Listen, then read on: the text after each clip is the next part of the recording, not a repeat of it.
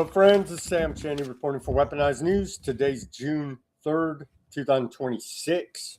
Thank you for joining us on this Wednesday edition of Weaponized News. Quite a bit of news to get to today. Apparently, we have a Congress that does more than cover up its own sex harassment. So Congress, in a symbolic vote, the House of Representatives side of the legislative branch of the federal government voted on the war powers resolution. Still needs to go to the Senate. We're going to take a look at those details. The fallout on Iran attacks on our bases yesterday, kind of a big deal. Who cares, right? Trump doesn't care, apparently. We got all that fallout. Well, Trump has said it was Iran was just reciprocating U.S. strikes. The ceasefire is still intact. Imagine that. We'll cover that. It's just, wow. So I thought we were big tough guys, man. Nobody messes with America.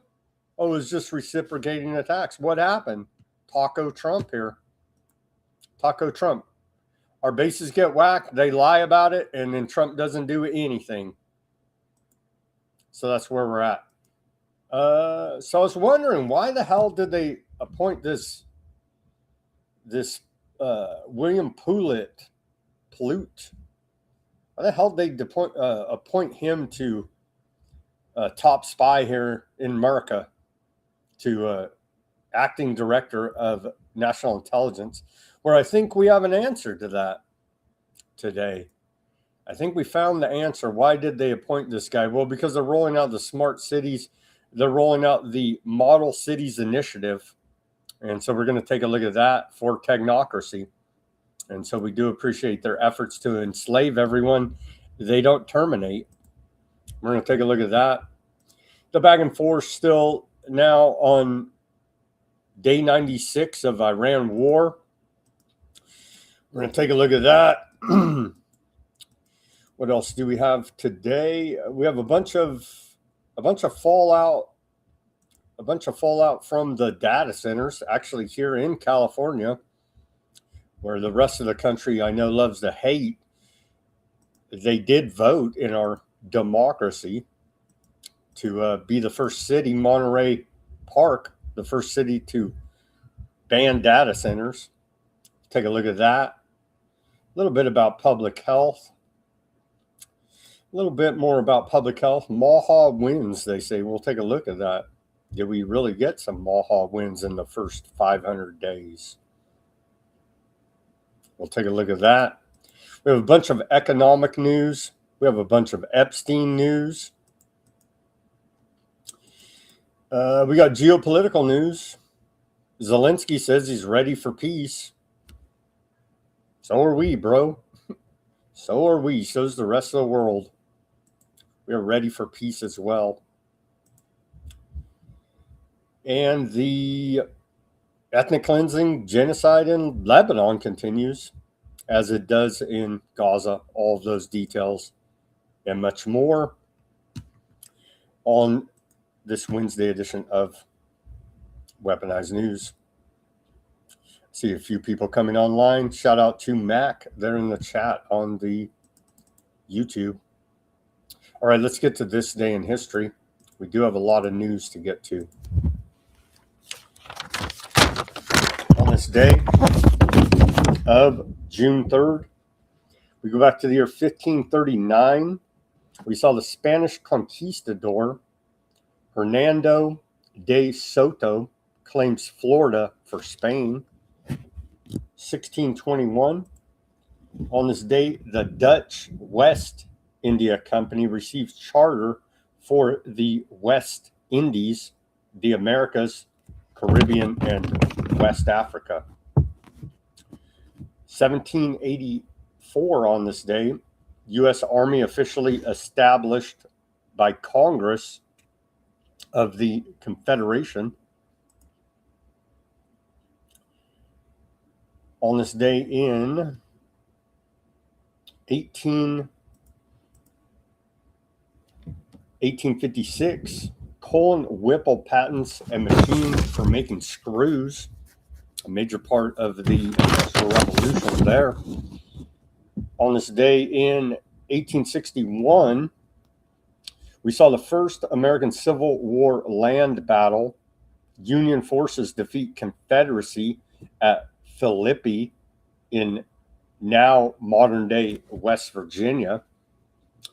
And then we fast forward to the end of the Civil War. On this day in 1864, General Robert E. Lee wins his last victory of the U.S. Civil War at the Battle of Cold Harbor.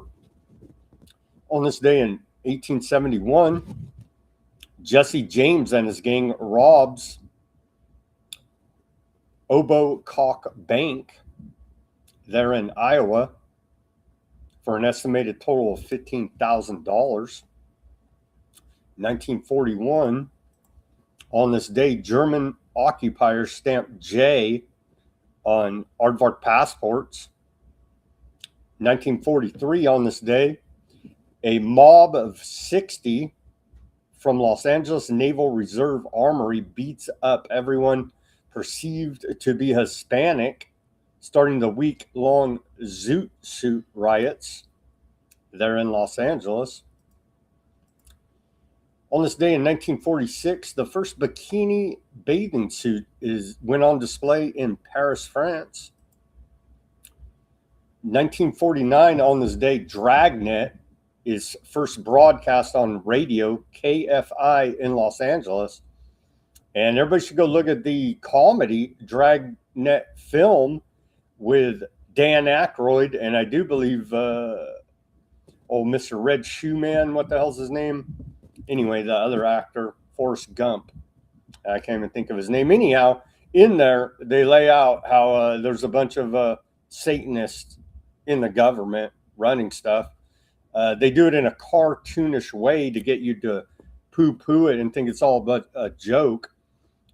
Discount their stupid uniforms with the pentagrams and the black robes and think of it as a mindset. And if you look at it through that lens, they're telling you in the comedy film Dragnet how the power structure actually works. But you need to read between the lines when you're viewing it. Okay, continuing here. 1968, on this day, assassination attempt on Andy Warhol. American radical feminist Valerie Salonis attempts to assassinate Andy Warhol by shooting him 3 times. She is later diagnosed with paranoid schizophrenia and pleads guilty to reckless assault with intent to harm, serving a 3-year sentence. Got 3 years for shooting Andy Warhol, dude. Should have got more than that, but what the hell. On this day in 1989, Tiananmen Square. Remember this. Remember Tiananmen Square. Beginning of the Tiananmen Square massacre as Chinese troops opened fire on pro-democracy supporters in Beijing. And they usually only show us this guy standing up against the establishment of the tyranny. This guy, right? Standing up against these tanks. But we take a look at the wider shot, and this guy was standing up against more than just those tanks. He was standing up against, take a look at this. Thought I had it pulled up and ready here. Here we go. We have the wider shot. Here it is. So this is what Tiananmen Man was standing up against there. Right there. Now that's something to stand up against. Be this guy standing up against all that. Right there. Be that guy.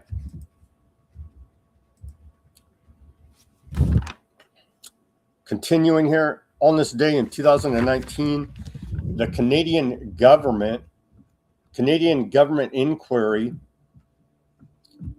finds deaths of over 1,000 Indigenous women and girls over decades who had been murdered or are missing a national genocide there in Canada. And on this day in 2020,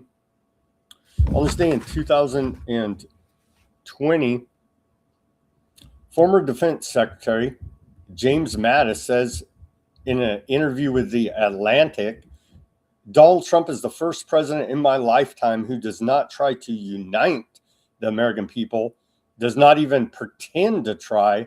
Instead, he tries to divide us. I'd say that's pretty accurate. On this day in our civil liberties history, we go back to the Zoot Suit riots. On this day, 1943, there in Los Angeles.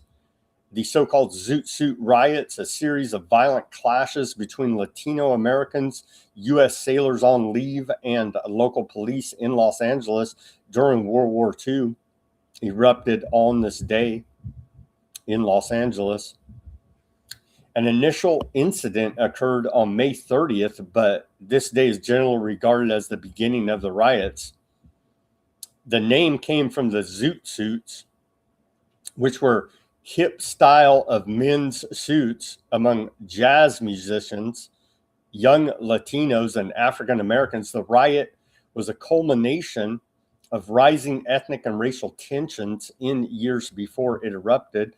The major conflict occurred in Los Angeles, although conflicts occurred in San Jose, Oakland, San Diego, and Delano, California. The initial violence began with a confrontation between a group of young Latinos and U.S. soldiers. It soon escalated with Los Angeles police officers, some calling themselves members of the Vigilant Squad, joining in. Eventually, more than 150 people were injured and over 500 Latinos arrested.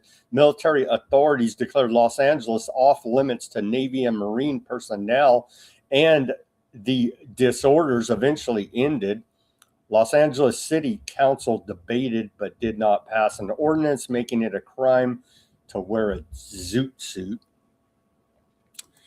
And on this day in our civil liberties history, in the year 1970, we saw the ACLU calls the Vietnam War unconstitutional, cites lack of declaration of war.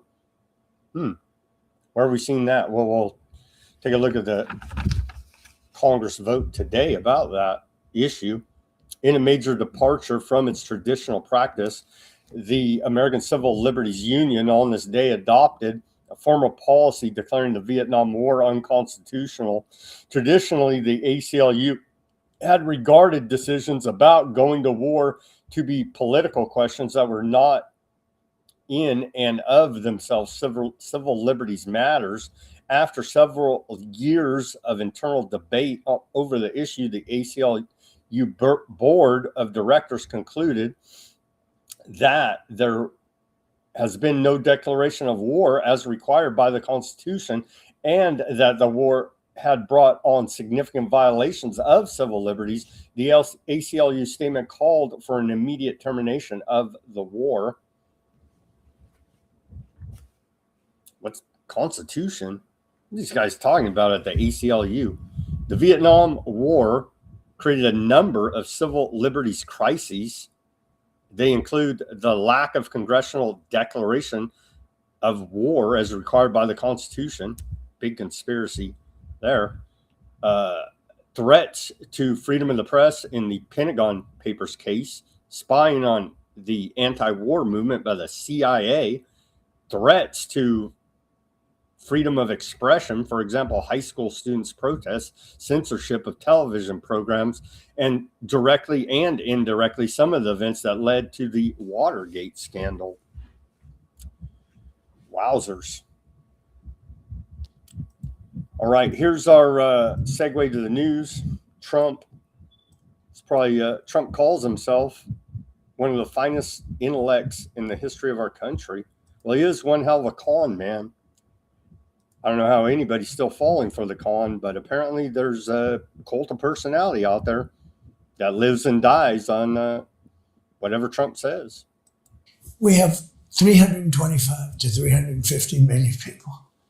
And you would think that we would have some great ones. We do have great ones, but they don't seem to be chosen by the Democrats. And of course, the Republicans shows one of the finest intellects in the history of our country. It's the cream to the top. But I'm amazed, including Republicans. Trump's looking loaded right there, honestly. I think they got him on some meds. That's what it looks like to me. Here's Shadow President of America, Bibi.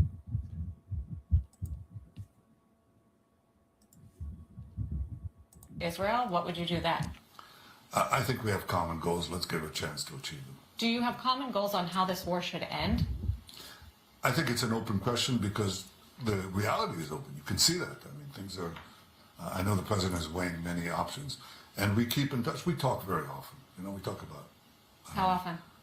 Once every 2 days, typical. So we talk it out, but I don't think it makes sense to reveal to Iran the subject of our conversation. Talks to Trump every 2 days, as it should be. Trump on the Iran war. Iran on the attacks yesterday. Iran was reciprocating U.S. strikes. He says ceasefire still intact. President Trump suggested earlier today that Iran's attacks on Kuwait and Bahrain were a direct response to prior U.S. action, stopping short of condemning them and indicating the ceasefire remains in effect.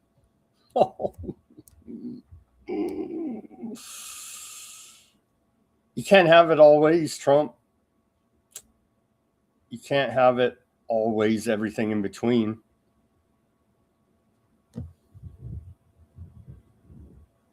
Trump said, there's a reason for everything. We hit them pretty hard the night before, and actually last night. Some people would say they were slightly provoked because we took a strong action for a different reason. So they were reciprocating it. U.S. forces nipped it in the bud quickly, Trump says. On the ceasefire negotiations, Trump said the ceasefire remains intact despite the exchanges. I knew the negotiation itself was going very well. If it happens, it may happen over the weekend. At that part of the world, Trump claimed, a ceasefire is when you're shooting in a more moderate pattern. I'm glad we got clarity on what a ceasefire means, because none of them follow what a ceasefire means. On the ground, Kuwait confirmed 1 death and at least 63 injuries from Iranian attacks. Iran said it not caused damage to Terminal 1 at Kuwait International Airport. CENTCOM called Iranian claims that airport damage was caused by a U.S. missile interceptor totally false. On Hezbollah and Aardvark land, Trump said he would like to separate the Iran and Lebanon negotiations. It is separate. And Iran says it's not separate. We'll get to that. Trump is fabricating a victory narrative because he waged a war based on lies and was fought into a standstill by a country that said openly, we're going to light up the Middle East. That's a headline out of Sky News.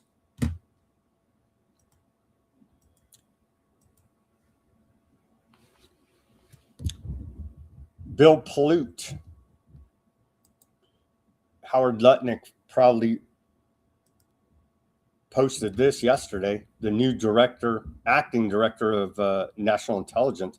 I was like, why is this guy, a housing guru dude like Trump, in there? Well, we're going to get to that. Why is he in there? The White House says, I'm appointing this dude. Why is he the top spy leading America's intelligence agencies? William has deep experience managing the most sensitive matters in America, the safety of markets, and over $10 trillion. So the White House says.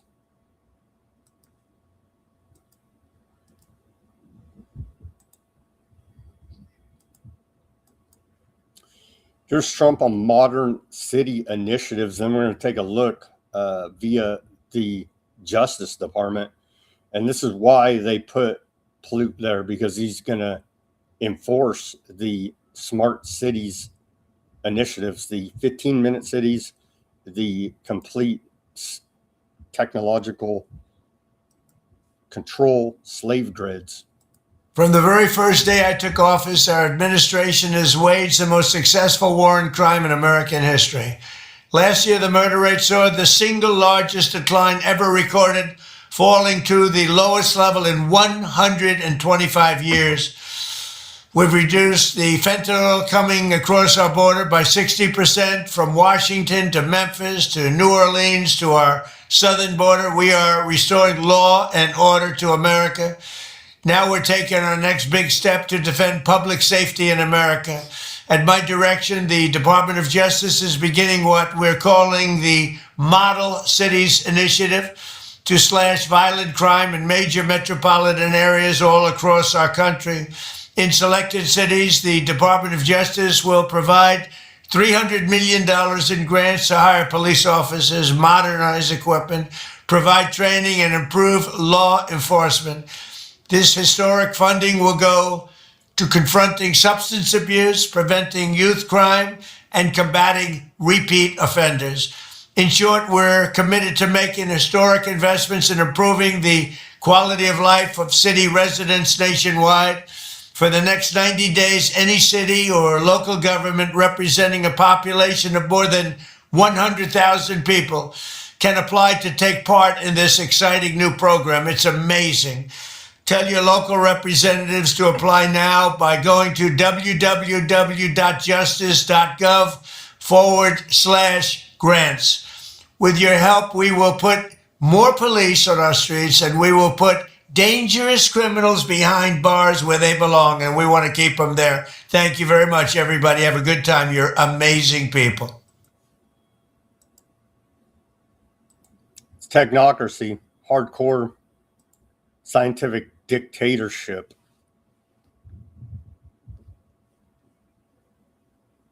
That's what this is. Today, we're excited to announce the Model Cities Initiative, which is the next step in this administration's mission to restore law and order back the blue and make America safe again. Again, the government can't and won't keep you safe, I guess.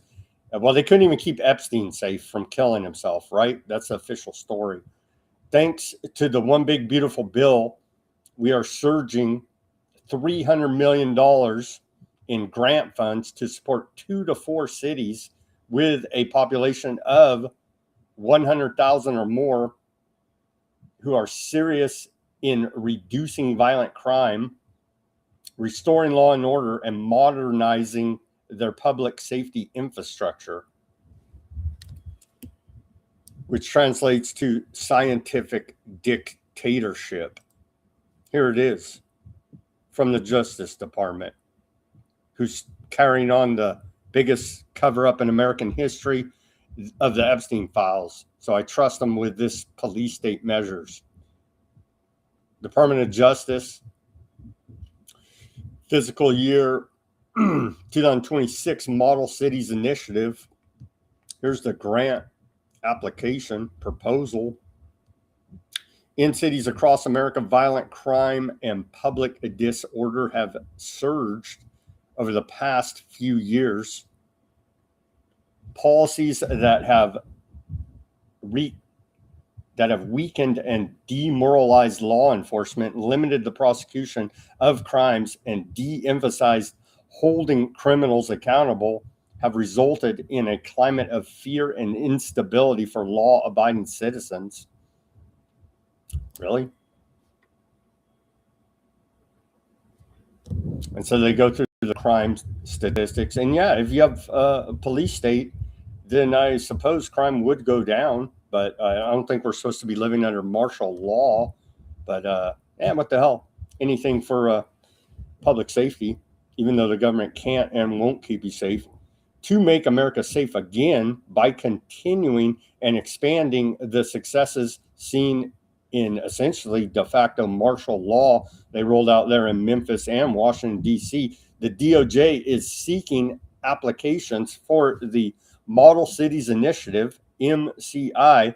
A model city implements comprehensive and innovative strategies to reduce crime, restore law and order, and serve as a nationwide example. It leverages technology, data, and partnerships to address drivers of crime. This initiative will provide substantial targeted funding to select cities to realize this vision. Funding awarded through MCI will emphasize common sense policing, including prioritizing deterrence through proactive policing and increasing police activities in high crime areas. Funding will encourage the adoption of new technologies. Funding will also encourage the adoption of new technologies. This is your scientific dictatorship, including drones and artificial intelligence and modern methods to track criminal behavior and gather intelligence. Additionally, additionally recognizing that keeping cities safe requires a whole of community approach, MCI will provide funding to help cities build forensic and prosecutorial capacity, support victims, except for Epstein victims, reduce recidivism, and address substance use and mental health challenges tied to public safety outcomes, and just find the big opioid derivative makers and never putting them in prison. I added that part. Okay, here it is. Equipment and technology. Purchase or lease of equipment, tools, or technology that reduce crime and restore law and order include, but are not limited to, real-time crime centers, forensic and DNA tools, body-worn cameras, license plate readers, artificial intelligence systems, smart unmanned aircraft systems, counter unmanned aircraft systems, ballistic identification systems, and IT upgrades, but not limited to systems that connect jails, prisons, and entities in the community that provide pre and post re-entry services. They're rolling out the giant scientific dictatorship police state right here. This is your technocracy, and that's where they put that dude, the new dude at the head of Director of National Intelligence Office. So it's all starting to make sense. Expand crime fighting, investigation, and prosecution capacity. And I don't think I'll read all this now. We may come back to it. Goal number 2, improve and modernize crime data collection, intelligence gathering, incidents response, and analytic capabilities to drive evidence-based policing. Develop innovative nation-leading approaches to policing and violent crime reduction. Enhance law enforcement readiness and support for frontline officers. Expand services for American victims of crime. Reduce recidivism and support community reintegration. Expand behavioral health treatment and recovery services that improve public safety outcomes. And there's a whole lot of more details there about it. We may circle back and take a harder look at that because it is very important. They're rolling out the smart cities. They're rolling out technocracy, the Model Cities Initiative for public safety. That's it right there.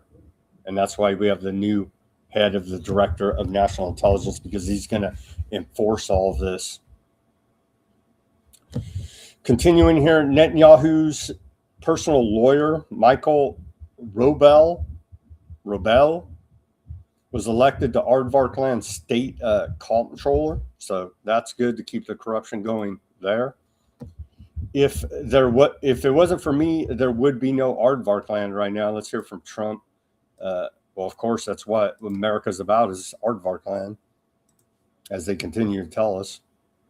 Just words, that's all they do. That's all they're good for is words. Like, I heard that the other day for the first time. I said, he tricked me. I mean, I'm the one that started it because, again, I don't want to bore anybody, but I started because we can't let them have a nuclear weapon. Now, that pertains to Israel because they probably would have been the first one to get hit. There would be no Israel. Tell you what, if there wasn't me, there would be no Israel. Not a bad idea, Trump. This speaks to the fact, and then Congress is making a bunch of noise about Aardvarkland has nukes. This speaks to the fact their nukes can't do what they say they can, or else they would have used them already a long time ago.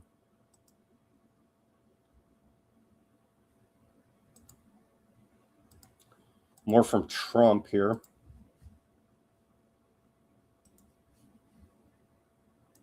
Now I have to make a determination. Do we sign a deal or we do it the other way? And the other way is not nice. What will the other way achieve, though? Certainty. It would be over. There wouldn't be any bullshit. There wouldn't be any talking. There wouldn't be any delays. There wouldn't be. But, I'd rather do it the nice way from a humanitarian standpoint. Can you do it just with bombing? The other way? You don't have to. We don't need boots on the ground now. Well, we did it. We wiped out much of their military.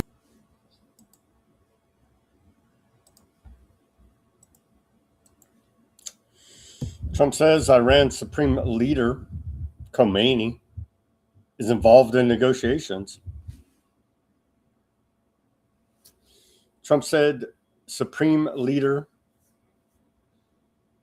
Mojtaba Khomeini is giving approval and is involved absolutely in talks with Washington. Thought we had regime change there, Trump. Not so much. The Ayatollah's mullah regime still in charge with Khomeini at the top as supreme leader.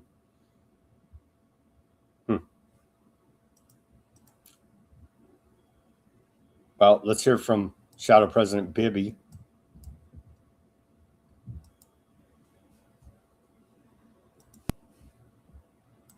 Drone attacks and missile attacks by Iran on U.S. troops in Kuwait. The images from the Kuwait airport were devastating. In Bahrain. So is there a ceasefire or not? Look, I think there's a tactical game that's being played. And Iran surely knows what the president has said, that if necessary, there'll be a full-scale return to military action.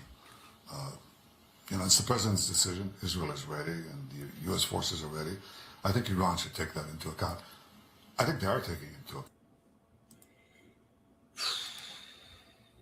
You went on to say they're playing with fire.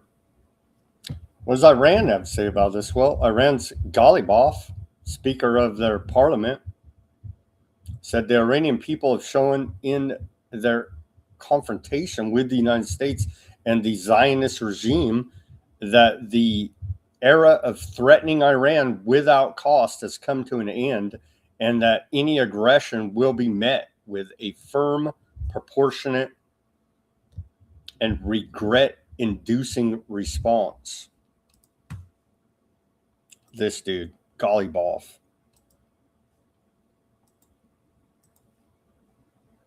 Iran claims it struck a U.S. destroyer command center in the Gulf of Oman and warned further retaliation against U.S. forces. That's a report out of Iranian state TV. U.S. Central Command has denied that claim. Iran says Bahrain, Kuwait bear direct responsibility for new IRGC strikes.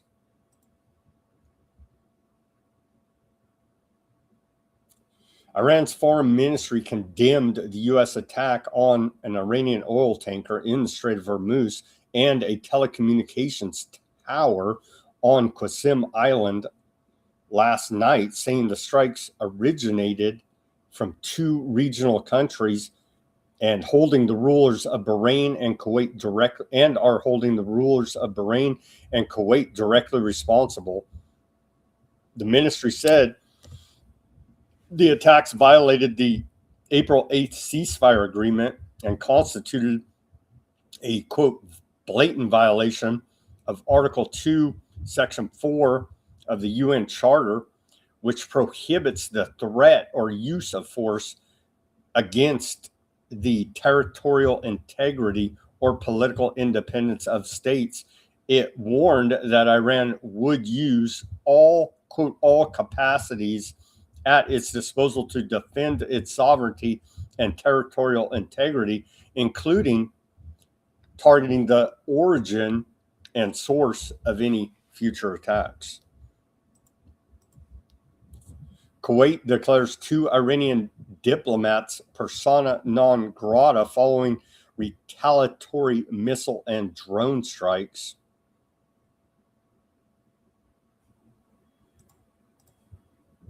Kuwait says Terminal 1 at Kuwait International Airport was heavily damaged during last night's Iranian drone and missile attacks.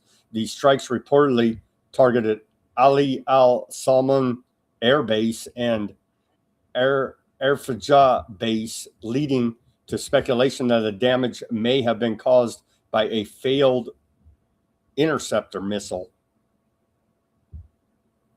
Here's some of that damage.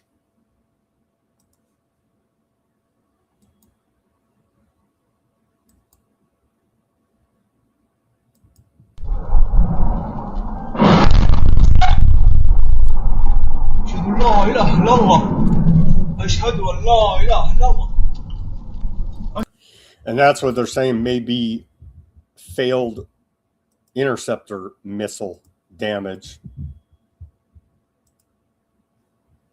Kuwait announced earlier today 63 people were injured, including 7 who underwent major surgeries as a result of Iranian attacks, according to the Kuwait Ministry of Health.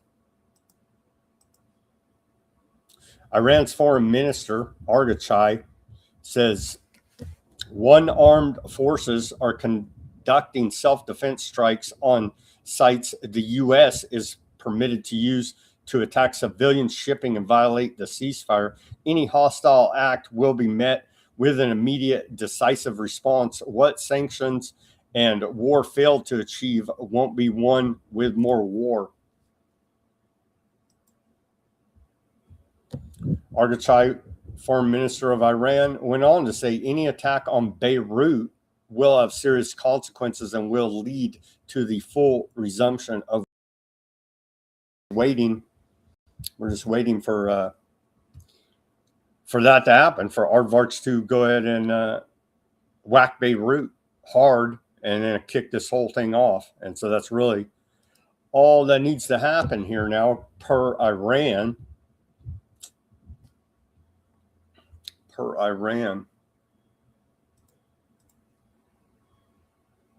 Iran moves to deepen strategic partnership with China amid post-war economic review. And so, yeah, it's pushing Iran closer to China and Russia to deepen strategic partnership. It's unifying the Iranian people. And there's a report they're more likely, from the International Energy Agency, that they're more likely now to develop a nuclear weapons program than they were before February 28th.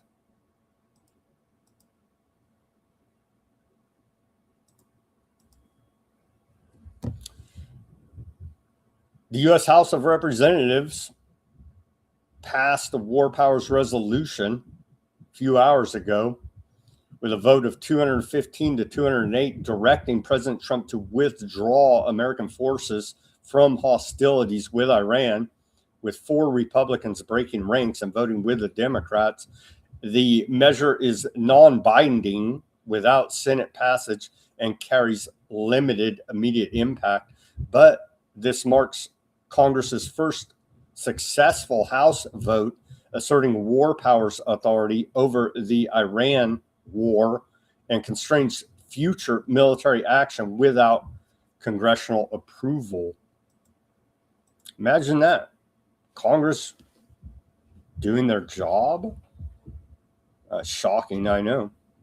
House votes to rebuke Trump over war with Iran. The House passed a largely symbolic war powers resolution earlier today over objections from Republican leaders that it would weaken President Trump's hand in negotiations with Iran. Iran vote caps Trump's congressional losing streak, report out of Politico.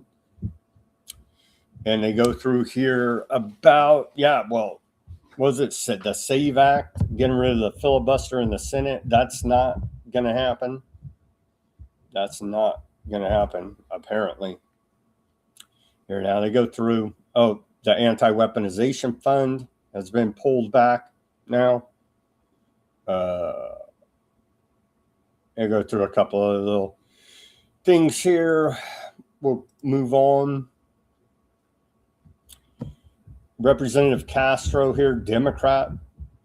He's asking about aardvark nukes, right? And so he needs to be sanctioned and droned immediately. He's asking little Marco here in this clip about it.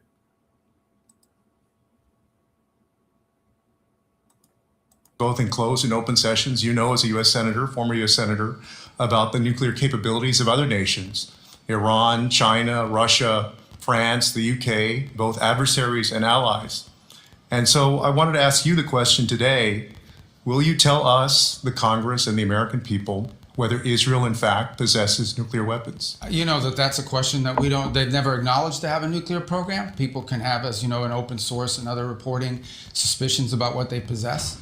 If we're speaking frankly, I think most of the world assesses that they do. But they've never acknowledged that publicly, and as a feature of our foreign policy for a variety of reasons, we don't discuss it in that way either. Well, I guess a few things. This is the first time, especially for an extended period, that we are at war with an ally, Israel, against Iran, and we have service members deployed. And we don't, if they in fact possess nuclear weapons, and you're right, in open source reporting that has come across, we don't know what their red lines are for using those nuclear weapons. And so I guess I'm shocked that our government wouldn't make an effort to know, to understand, and then to give our oversight body. All this speaks to the nukes they say they have can't do what they say they can do. Because you're damn straight Aardvark land would have used nukes a long time ago. You're a cook for Israel! You're a cook for Israel! Fuck you! Cook for Israel! There's little Marco getting called a cuck for Aardvark land. Little Marco on bombing of Nigeria. They don't care about the bombing of Christians in Lebanon or the ethnic cleansing of Christians, but we're protecting those Christians in Nigeria from the radical Islamic terrorists that in some kind of direct and indirect way, Western intelligence is responsible for creating. So imagine that, the snake in his tail, problem, reaction, solution, the same old feedback loop, and lies that the State Department and the U.S. government care about Christians. Little Marco had this to say. He said, on Nigeria, where we are all very concerned about violence against Christians, we are now actively in counterterrorism cooperation with the Nigerian government and Nigerian security forces, including a joint operation a couple of weeks ago that took out number 2 leader of global ISIS. We reported on that. So it's good of them to go clean up the terrorists that they created. Yeah. For the Christians, of course. But hey, they're bombing Christians right now in Lebanon. Yeah, screw those Christians. More from Bibi here now. And this ties into, we'll put this in order because it's all to give you the context. Because of the war and because of the rise of these new technologies which Israel excels in, we have countries in and around the Middle East and far away from the Middle East who are coming to us and saying, we want to partner with you. And I want to partner with them. And the other thing I want to do is move away in America from aid to partnership. You've said this, yeah. Yeah, well, we're now working. Move away from aid to partnership. And that is this section in the NDAA, giant military funding bill, section 224 that we continue to report on here, extremely concerning. Let's watch this report out of Breaking Points. They're talking about it. People may have seen this this news that under pressure from J Street, AOC, like the increasing Democratic opposition to continuing to fund the Israeli military, which even Netanyahu has said we want to phase it out. Yeah, like we're done with these American subsidies. Section 224 of the NDAA tell us what it's doing. Like, it's described as effectively blending together the Israeli military and the Pentagon in a way that would make it basically impossible for critics to come in and say, we want this stopped. How would this, as somebody from the State Department whose job it was to oversee this relation, or not oversee the relationship, but heavily involved in the relationship, what is the difference in this approach versus what we have had up until now? Yeah, thanks, Ryan. So first, let's start by taking a step back and realizing, I think, one fact everyone, I think, at this point can acknowledge. AIPAC are losing. Mm-hmm. The American people have had a transformation of opinion, public opinion, when it comes to Palestine and to Israel.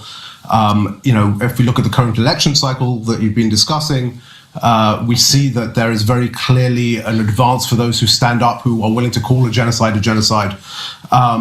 And in that context, what AIPAC are trying to do, and Israel and their allies, is essentially lock in the current relationship, because they realize that these midterms might bring a shift in the House or in the Senate or in both, and it's just going to get continually harder and harder for them over time. Right now, we give Israel $3.8 billion of American taxpayer money every year for their military. In fact, in some years, significantly more than that. And that's just not going to be sustainable. I don't think anyone looking at current American politics, looking ahead 5-10 years, imagines that members of Congress are going to be okay with continuing that funding. So if you're them, what do? How do you lock in the current relationship and get around democracy? The democracy, right. Exactly. The public opinion and Congress's increasing unwillingness to just sort of hand out American funds. And the way you do that is by entrenching the US-Israel defense relationship so deep in the machinery of the Pentagon and in the production of America's industrial base that it becomes impossible to root out. And that's what this section of law, section 224, is trying to do. This is part of something called the National Defense Authorization Act. It's an annual so-called must-pass bill, and it's going through the House Armed Services Committee tomorrow, Thursday, 4th of June. And this is in the base text. This has been put there by the chairman of the committee, Chairman Rogers. So it is going to be very hard to root out. I think we will have, a shot tomorrow. Representative Ro Khanna is going to introduce an amendment to try and strip it out. If that fails, Republican Representative Thomas Massey has said he's going to try to pull it out on the floor. And if that fails, then we still have a battle to fight in the Senate. And again, when the two bills come together during what they call conference in November, December. But look, this is in some ways the ball game. Once this language is in there, it, first of all, tells DoD that it has to do everything it can to integrate Israeli technology into American weapons platforms. It identifies a series of areas for US and Israel to cooperate and research together, including the most sensitive technologies you can imagine, biological technologies, quantum technologies, AI. And it creates an executive agent at the Pentagon whose job is to move this program forward. That's an executive agent who would be able to essentially overrule the people in charge of defense technology security at the Pentagon, the policy people, any of this. So once the ball starts rolling, it becomes very difficult to pull out. You see corporate contracts, government-to-government contracts, academic contracts being signed that are hard to unwind. And I think one of the worst aspects here, the final thing, is that it really flips the script on leverage. If you think about the US-Israel relationship right now, we have the leverage. We don't use it. Right. We should. But it exists. But it exists. We can cut the funding. We can cut the weapons. Once you make American arms supply and the American warfighters' advantage dependent on the Israeli supply chain, they can do that. They can say, well, we're not going to provide this technology anymore that enables your fighter jets, your electric. Yeah. What a nightmare Section 224 is. We will continue to report and track it as it heads through the Congress. Wowzers. And then think of that in the context of these smart cities that they're rolling out with all this technology. Think of it in that context. All of this is weaponized. We're in a wartime economy now. They've told us multiple different ways. Think of that on top of the Model Cities initiative, because it all integrates together. You see? What a freaking nightmare. Our greatest allies foisting upon us here now. Okay, some debunking by U.S. Central Command now about Iranian claims. Iran is now claiming it has targeted a U.S. Navy destroyer in the Gulf of Oman. Truth, Iran is lying. U.S. military assets at sea continue to fly, sail, and operate safely and unimpeded. But okay, I trust you, bro, big brother government, U.S. Central Command. But the problem with it is you guys said this, and reports came out a month later in the beginning phases of this war. You guys had the same routine. The damage is not that bad to our bases. No big deal. Turns out we went over the reports. No, it's like tenfold worse. And you guys said it was no big deal. So call me skeptical of fact checks from the U.S. Central Command. I want to believe you, bro, but you already told us a bunch of lies before this. Next fact check by them. Iran claimed today that it did not attack the passenger terminal at Kuwait International Airport, and damage was instead caused by a U.S. missile interceptor. Totally false. True. Iran struck the civilian airport with drones in a deliberate, calculated, and unjustified attack. So was it a failure of the missile interceptor system, or was it Iranian drones? Iran says it was that. America says it was this.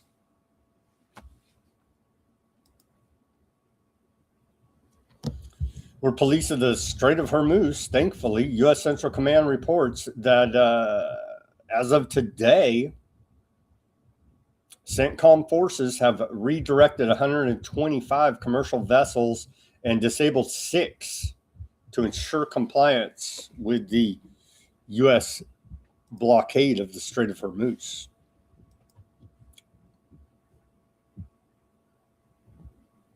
Another fact check here by U.S. Central Command. They say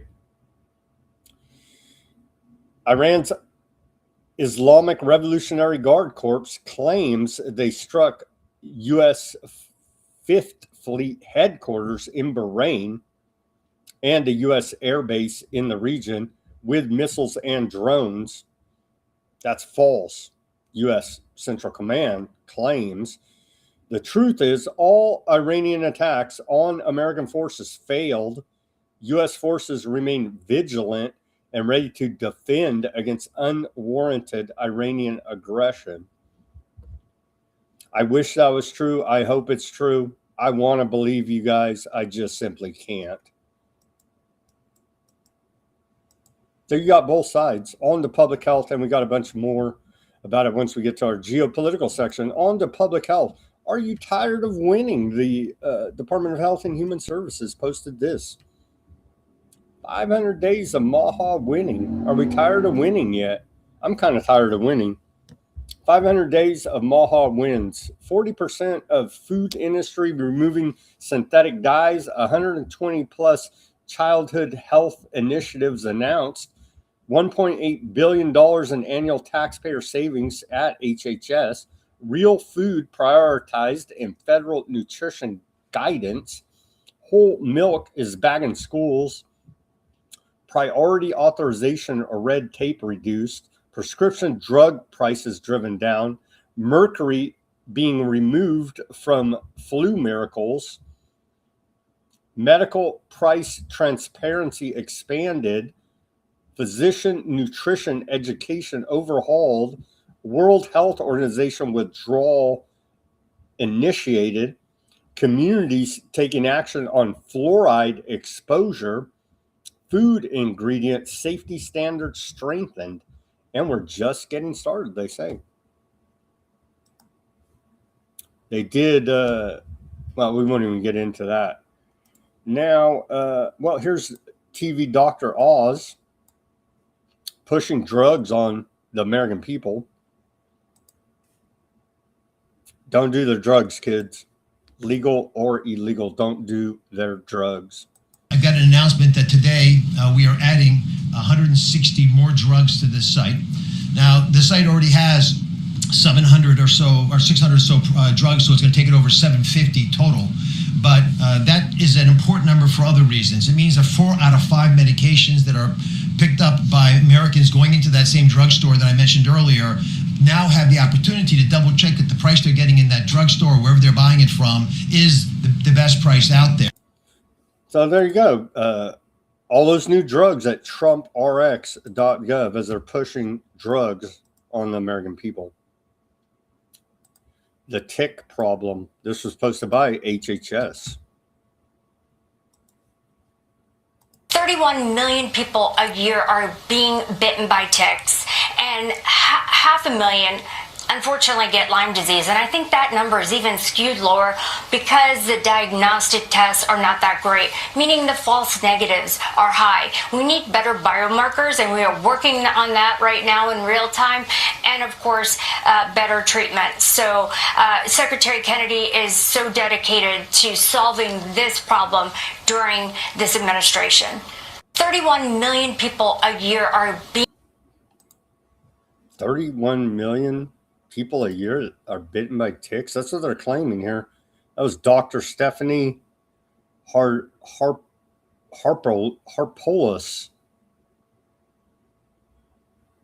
Seems an awful high number to me.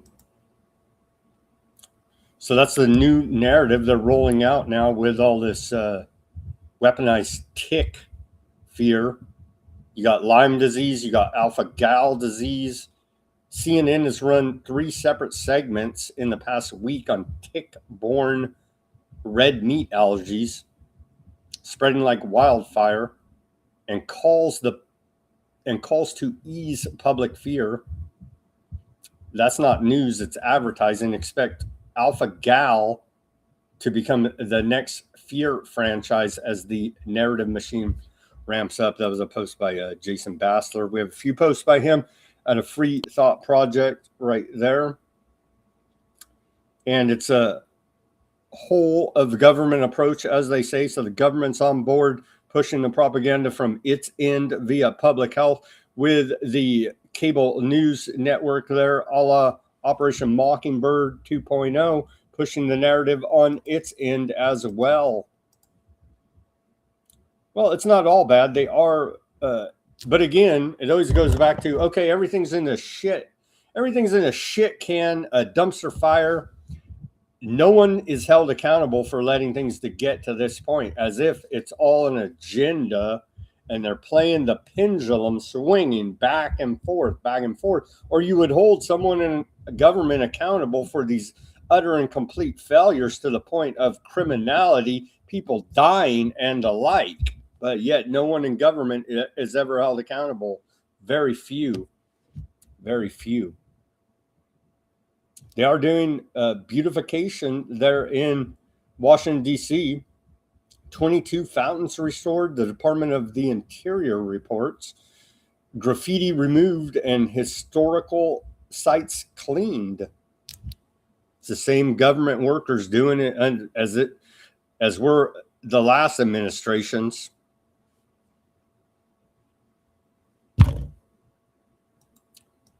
A little good news. They're trying to clean up a little bit. Where were they? All the rest, all in the past, and no one's held accountable for these complete and utter failures, incompetence. It has to be, in some part, by design. On to Epstein reporting here now. Well, we're at the top of the hour. Let's take our live commercial break. Thank you to everybody in the chats there. We have a slow chat today, apparently. Let's take our live commercial break. Give me that like, share, subscribe, push that notification button.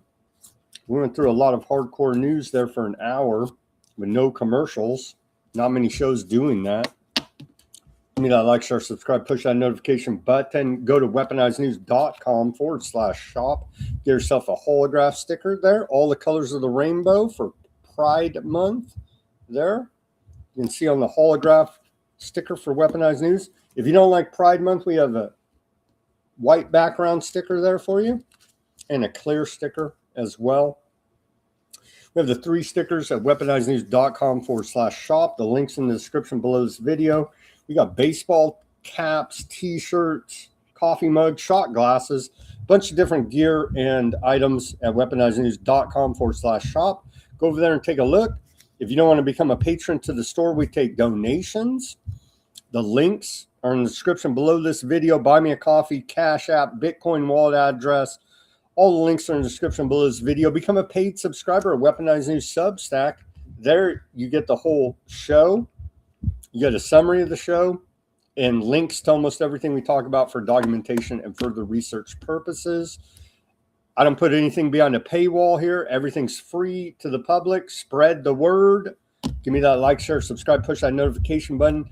If you want to show further support for independent reporting and analysis brought to you 5 days a week, broadcasting live, 5 p.m. Pacific, 8 Eastern time, then become a paid subscriber, Weaponized News Substack. That's a way to support the show. Many different ways to financially support us. I understand the economy's in the tank. If you can't afford to financially support us, give us that like, share, subscribe, push that notification button. All of that is free for you. Any which way you choose to support us is much appreciated. And a special thank you to the patrons of the store, the donors to the program, and also to the subscribers and paid subscribers. Especially thank you to those out there. You know who you are. We do appreciate all of your support. All right, welcome back to the second half of Weaponized News on this June 3rd, Wednesday edition, 2026. Let's get into Epstein reporting now. Epstein survivor condemns Keir Starmer for appointing Mandelson. A Epstein survivor Epstein abuse survivor has savaged Keir Starmer. This is a report out of Daily Mail. They do have a funny way of wording things. Has savaged Keir Starmer, an Epstein victim, over his decision to appoint Peter Mandelson as U.S. ambassador.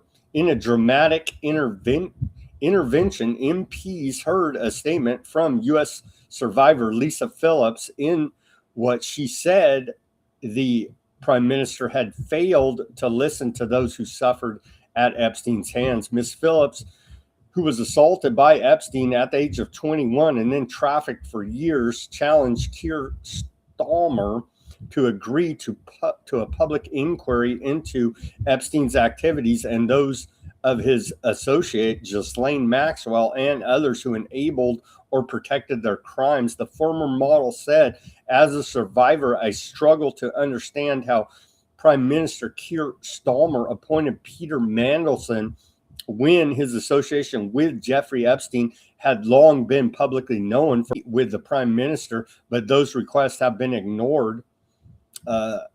Old Epstein victim here, Lisa Phillips. Take a look at Jimmy Savile there in the UK, and that should give you an idea about how they go about dealing with child sex abuse. They embrace it. He had a open door policy at the Royal Palace there. So that's how they deal with it there in the UK. Most corrupt regime in American history. Let's take a look at this from Scott Bassett.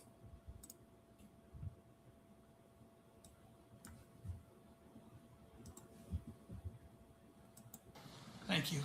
Well, thank you, and I will ask my questions first today. And we would like to hear what Adam Wyden and Jeffrey Epstein talked about. Your son's largest investment position was Rick's Cabaret. So did your son and Jeffrey Epstein talk about pole dancing as he begged him for money using your limited credibility?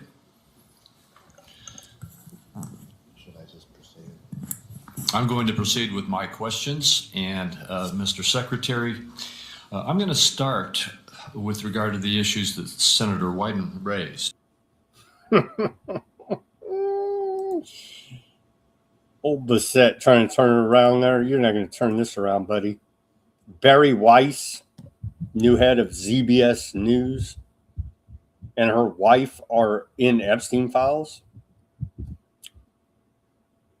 Weiss's wife was very close to Epstein, so much so that she shared with Epstein her first encounter with. See her wife's enthusiasm to meet Epstein in 2018, when everyone already knew he was a convicted sex offender. Here's the email there. Redacted, but you got to read between the lines. You got to read between the redactions on this stuff, right? Right. But that's who they're talking about here. Wednesday at 11 a.m. is perfect. I'll be there. Hello, Nellie, Jeffrey. We'll be in New York tomorrow on Wednesday. Might you be around and available to come meet him? Marsha believes you will both enjoy each other's company, perhaps Wednesday, 11 a.m. And so they're giddy there now. Barry Weiss's wife, Giddy, to meet up with Epstein after it was fully public known he was a convicted sex offender. So wonderful company they keep. These activists, the Trump Epstein reading room, put out this video, a timeline, and that's the thumbnail for today's show. Trump and Epstein throughout the years, a documented timeline.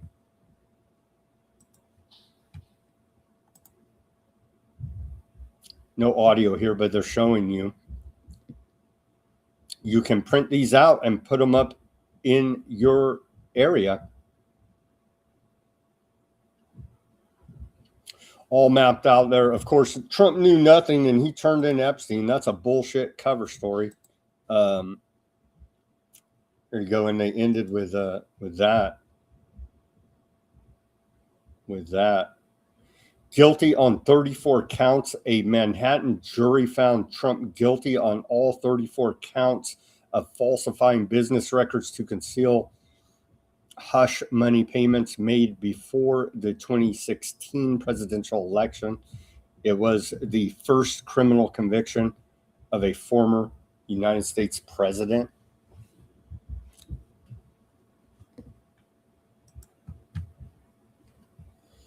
You too can download this right here. I will put the link at Weaponized News Substack for you, or you can go here to Trump's Trumpsonian.us, and you can download this file and print it out and post it in your area to raise awareness about Trump and Epstein through the years, a documented timeline, and they lay it all out right there.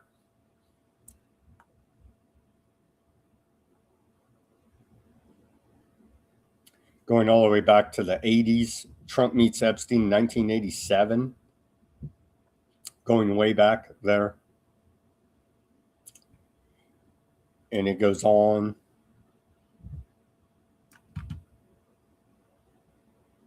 Documenting all of the timeline of the relationship. The Trump-Epstein Memorial Reading Room, they put on that display in New York City.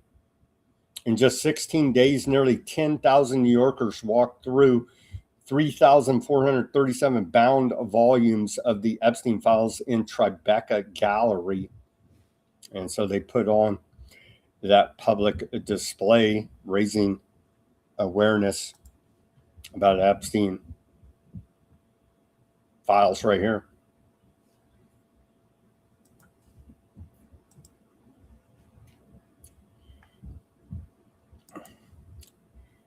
The Trump-Epstein Reading Room also posted, New York is the only state in the country where soliciting a minor is not a felony.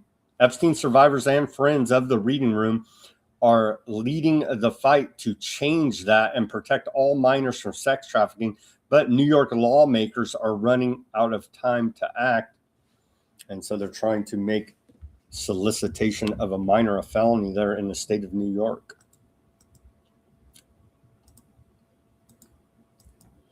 Here is a House Appropriations Committee grilling committee chairman Tom Cole tries to shut down Representative Madeleine Dean for questioning acting director of the DOJ Todd Blanche over the Epstein files.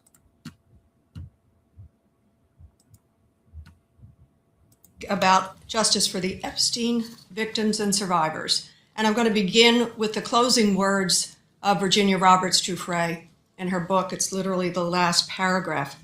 She writes, I hope for a world in which predators are punished, not protected. Victims are treated with compassion, not shamed. And powerful people face the same consequences as anyone else. I yearn too for a world in which the perpetrators face more shame than their victims do, and where anyone who's been trafficked can confront their abusers when they are ready. No matter how much time has passed. We don't live in this world yet. I mean, seriously, where are those videotapes the FBI confiscated from Epstein's houses? And why haven't they led to prosecution of any more abusers? That's from Virginia.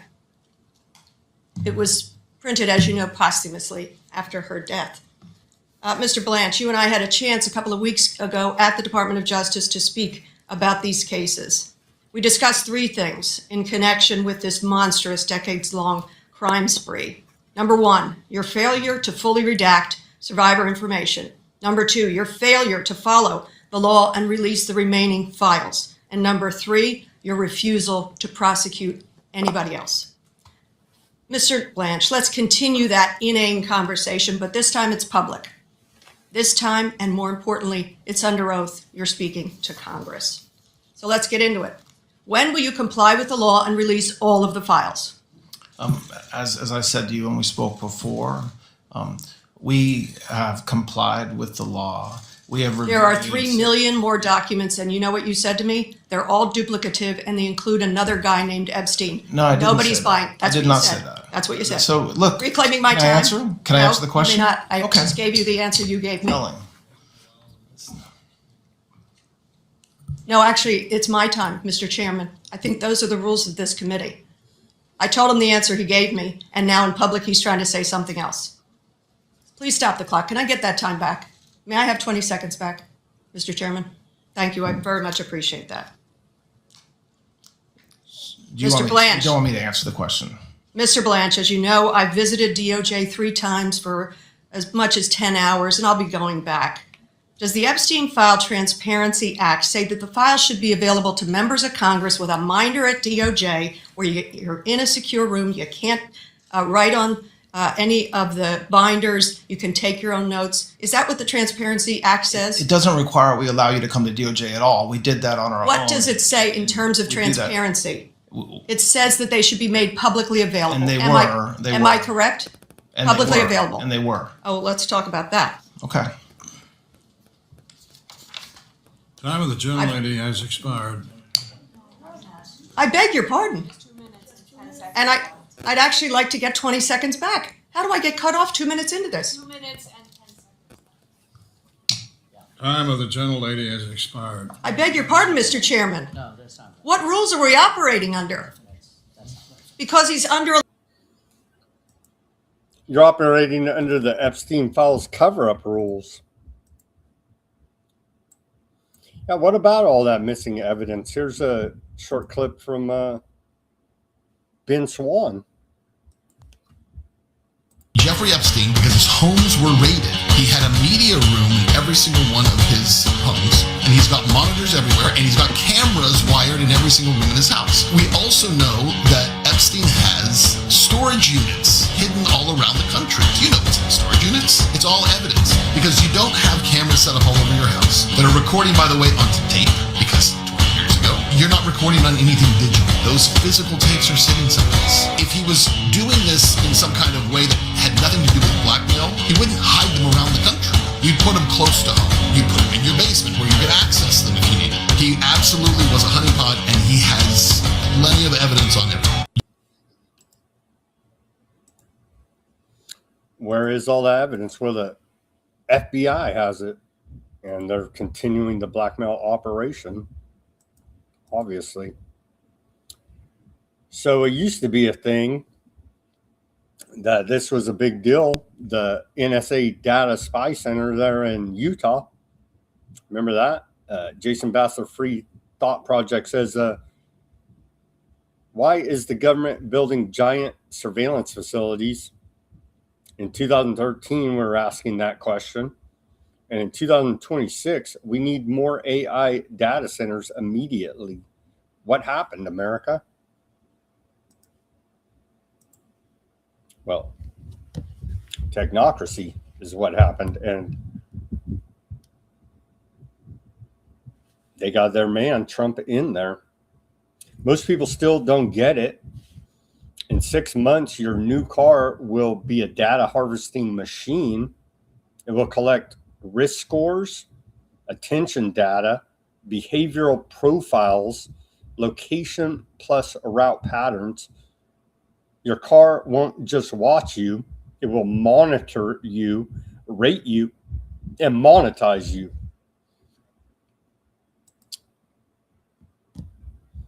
Glyphosate in our forest, biometrics at our border, data centers on our land, Zionists in our government, flock cameras in our streets, aluminum oxide in our skies. Question any of it, and you're antiseptic, conspiracy theorist, or an extremist. Move along, citizen. That's a post by Jason Bassler. Free Thought Project, and his final post here, Project Matador. Amarillo, Texas, the largest proposed data center campus on Earth. 2.5 million gallons of water per day. 15 to 18 million square feet of infrastructure. 11 to 17 gigawatts of planned power demand. 15 separate AI data centers on a single campus. First U.S. AI campus designed around nuclear power. Project Matador isn't just a data center. It's an AI industrial city built from the ground up. This giant Project Matador there in Texas. And here is was this a 247 page from the government. This is from nrc.gov.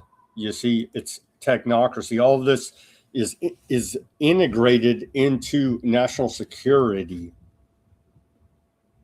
Donald J. Trump generating plant. Project Matador.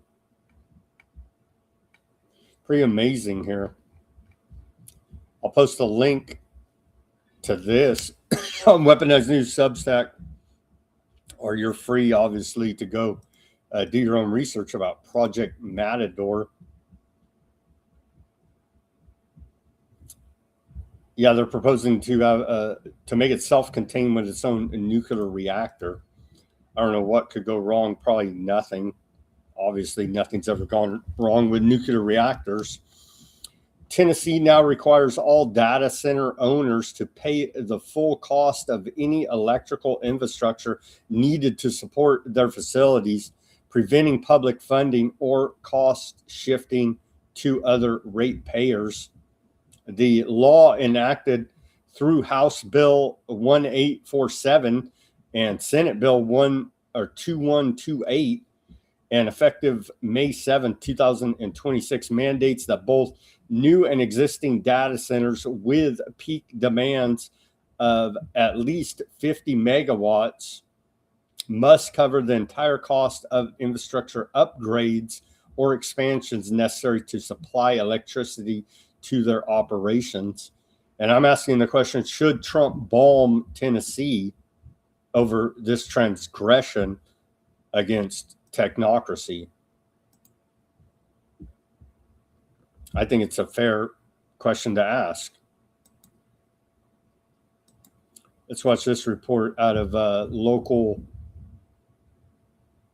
Tennessee news station, ABC Channel 2.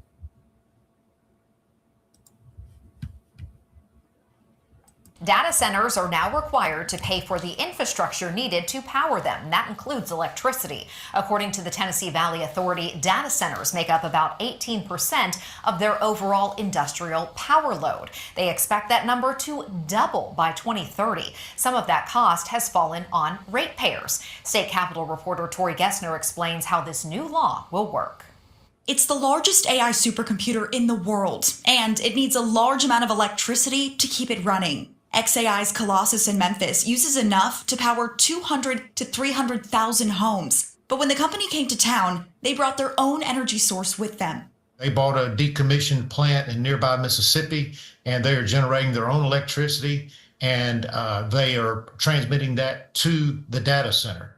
Senator Brent Taylor calls it the xAI way, using that to draft a bill just signed into law. It actually accomplishes exactly what President Trump has said he wants to do, and that is to protect ratepayers when it comes to these large data centers.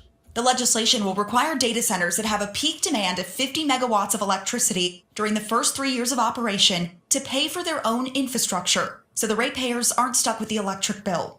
This is just common sense. This is a way that there is an explosion of data centers around the country. Sounds like terrorist talk to me.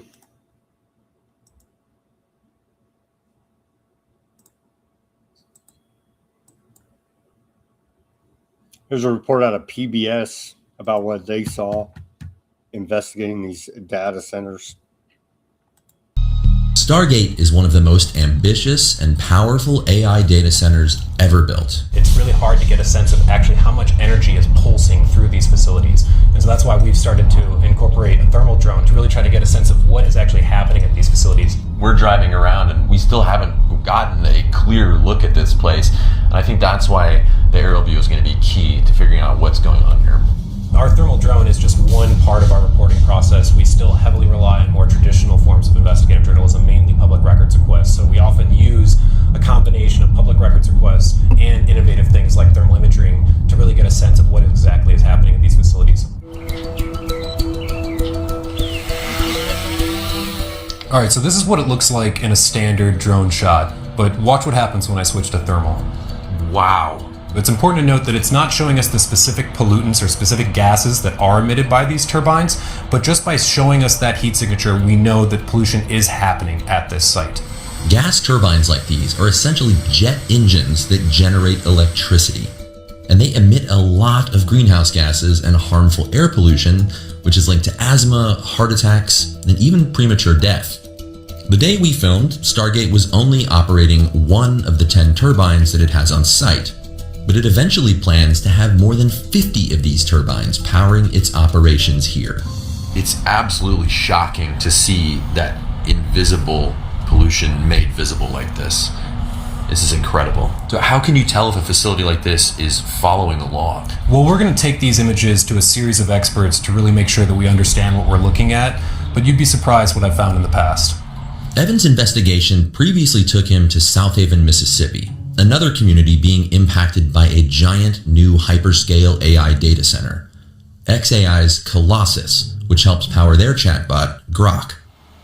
In this drive for speed, this race for AI to operate, that is really out of step with long-standing EPA policy that turbines like these, which are major pollution sources, require permits regardless of whether or not they're considered temporary or not. As soon as the drone rose above the tree line, I could see that a number of these turbines were emitting very, very strong.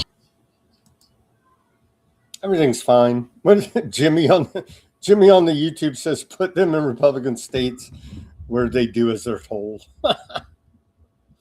That's a pretty funny one there, Jimmy. So we may have to bomb California. Trump may have to, for this transgression against technocracy. Max says don't do it, but he may. Monterey Park yesterday. Don't try to pull me back in to any of this and say that voting matters. I guess it did in this case. I guess it did. Monterey Park becomes first U.S. city to permanently ban data centers. Monterey Park, California, has become the first city in the United States to permanently ban data centers through a voter-approved ballot measure, making it a landmark decision in the growing national debate over hyperscale AI facilities.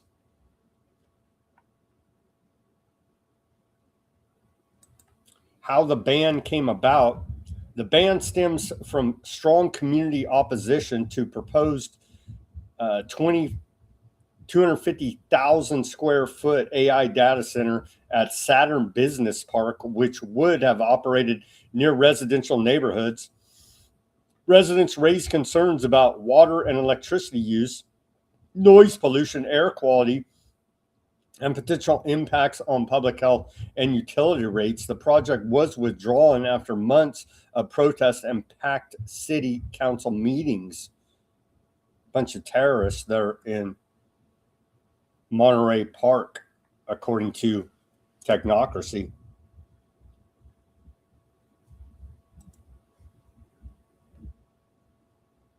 And we did have a primary here in California. They're still counting. Last report I saw, they're still counting 3 million votes here in California. Early returns. I don't think they can rig this one up with the ballots that fell off the back of the truck with this one, because the voters there in Monterey Park overwhelmingly voted at 86% to go ahead and ban the data center within its city limits of Monterey Park. Who knows? Maybe they'll find 3 million votes saying they're in favor. And they're like, there's only 7,000 registered voters in the city. Who cares? You know? We've seen all of the shenanigans, and they are legion with our elections, but it does look like an actual win for the people. I know, God forbid, the people actually use the democracy for representing their own interests. It's quite sinful here now in 2026 technocracy. We find ourselves here in America, but it did happen. Decisive vote against data centers in Monterey Park. They may have to be bombed in the near future for national security. AI-related corporate debt now accounts for roughly 15% of the entire corporate bond universe. That's unusual whales reporting. So it's this giant circle jerk of enormous fraud going on with the financing of said data centers and said software companies as well. AI corporate spending pause. For those paying attention, the sands are shifting quickly. Sam Altman said AI budgeting has recently become a huge issue for some companies, something that never came up earlier in the year. Oh, man. Fake it till you make it. That's the motto there in Silicon Valley. Anthropic resists sharing financial information with lenders, sources say. How you have $1 trillion valuation and don't even provide financial statements? Talk about a fraud. We'll see. I think they have to, by law, to go public. They have to, right, at some point, provide their audited financial statements. So we shall see. They'll probably... emergency national security, we don't even need to see financial statements. Just give them $1 trillion because AI rules, bro. Nothing would surprise me at this point. Waiver of all checks and balances, all physical checks and balances for national security. We must have AI data centers. AI will make the, quote, tech bro class even richer. Joseph Stiglitz has said, Nobel Prize-winning economist. The economy's so bad, maybe we don't go after Southern Poverty Law Center. I don't know. Anti-hate group, because somebody needs to fund the hate, right? Because that's a subsection of the economy, very valuable. Anti-hate group funded KKK robes and hoods. Southern Poverty Law Center donors also allegedly funded cross burnings. The org also paid individuals so they could focus on hate full time. That's what I'm talking about. Instead of getting a job, it's an indictment. They talk about it here. And so the economy's so bad, we need the Southern Poverty Law Center to fund hate full time. And they're getting in the way of this, actually hurting the economy at the Department of Justice. So there you go. We need hate to be funded full time. And so we're losing this sector of this very rough economy, the hate economy. I'm sure they can pick up funding from some other groups here now, losing the cross burning funding from the Southern Poverty Law Center here now.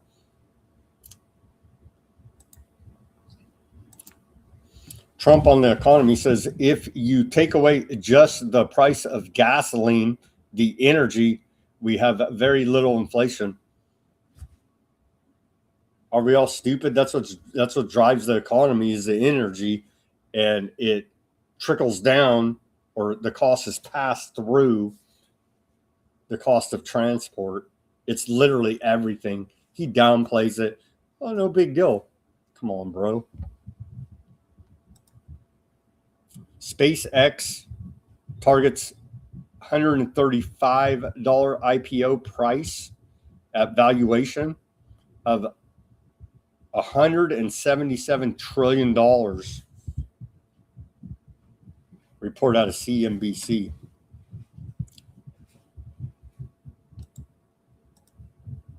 U.S. households in the top 1% gained at least 101 times more wealth than the median household in America since 1989, according to a report out of Oxfam.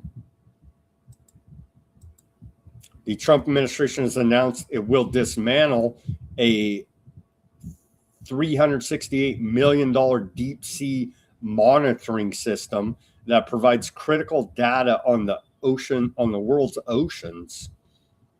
Report out of CNN.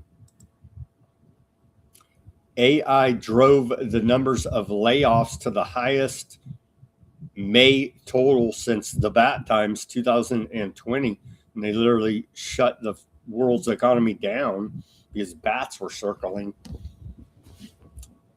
Uber has cut 24% of its HR talent acquisition and recruiters, 24% of its workforce in those departments.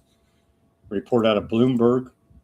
Michael Burry, the Big Short dude, has said that 3 customers account for more than 60% of NVIDIA's entire accounts receivable. And so that is the circle jerk of financing the Ponzi scheme of all this hyperscaled AI BS. They got it set up. I'm not even going to explain it to you, but if that is true, then it's a complete fraud, because these companies are rigging all of their finances around the circle jerk of their own fraud here now. I could explain it in better technical terms. I don't have the time, but no, that's what's happening here. Ray Dalio, famous economics finance dude out there, he says U.S. is past the point of no return on debt, sees 1930 style financial repression coming soon.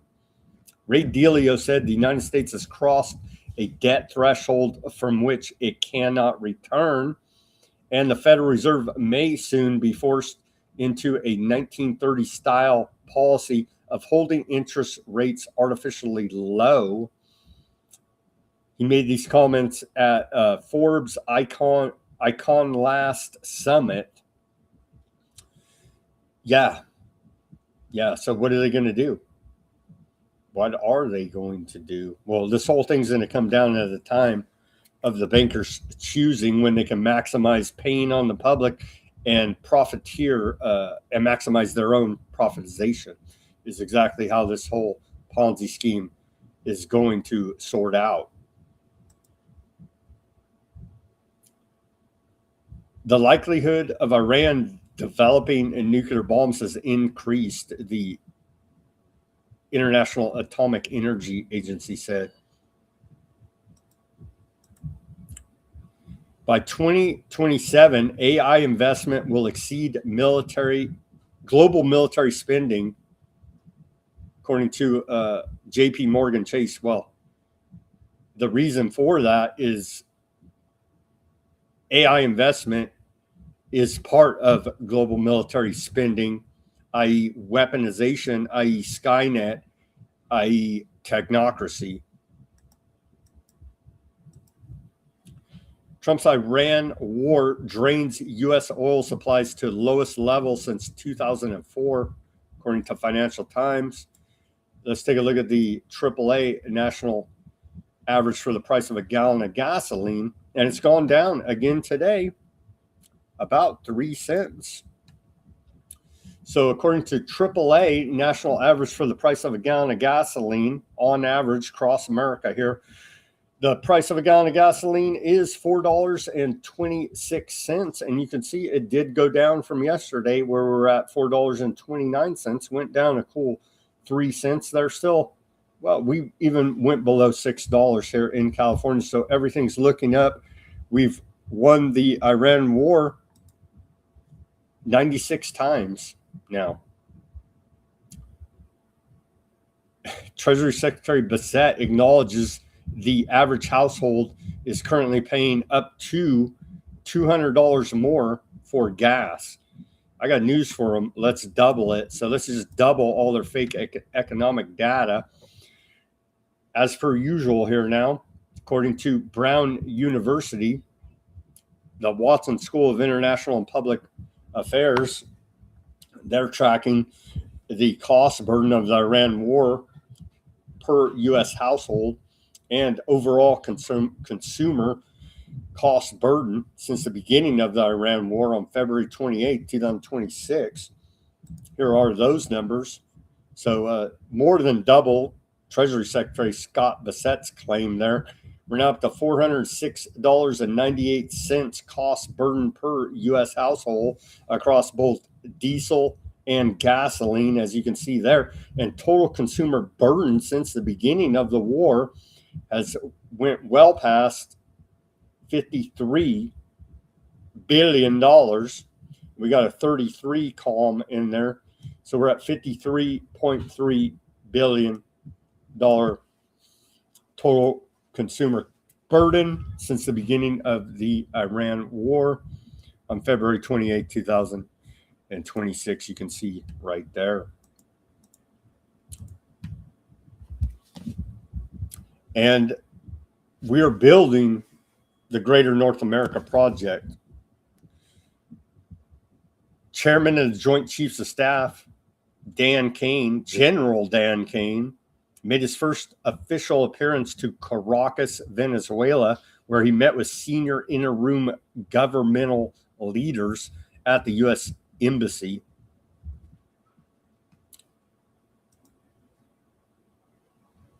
Zelensky in Ukraine, he says, I'm ready for direct negotiations with Putin to end this war rather than wait in line with, everybody finishes all the conflicts in the world, and then our turn comes. Stop it, guys. Stop it. Stop you Russia-Ukraine war. We'll see. We'll see. And then NATO was there with them too. So NATO didn't want to stop the war.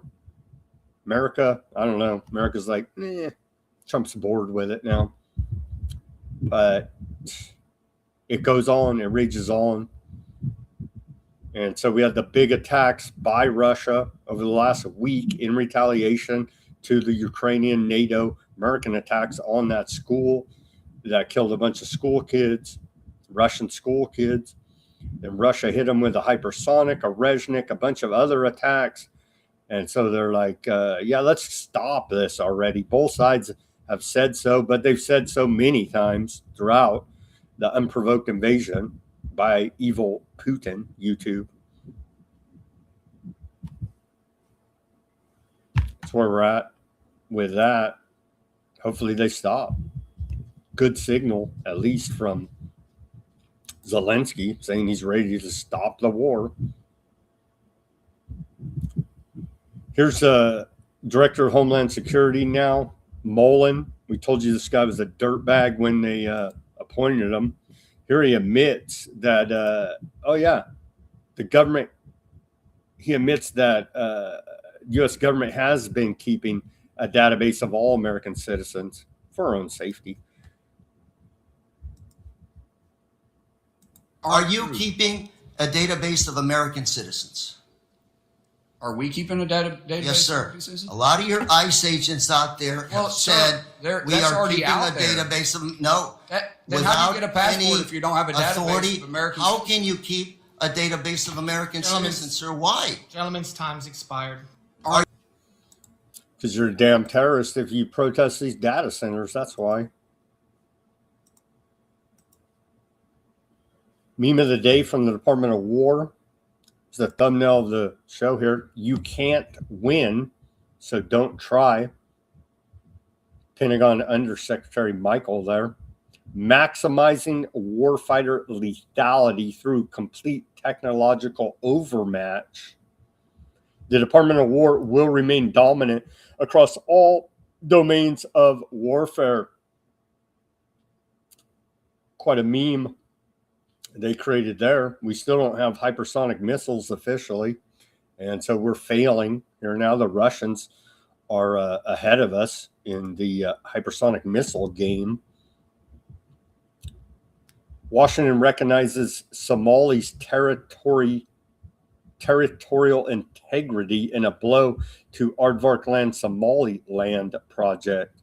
And so that's actually surprising because they're trying to set up another one of these Hamas centers, whatever you want to call them, a bunch of terrorists to fight the Houthis and others to fight the axis of evil there of Iran and its proxies, right? In Somaliland, aardvarks wanted to set up this whole program, and then we'd come back in a couple of years and call them all terrorists and bomb the hell out of them.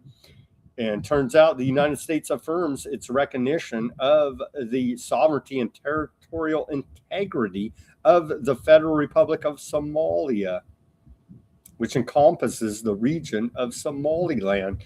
And so they're going to have a hard time setting up their terror training camps in Somaliland. So that's an interesting development there out of the State Department.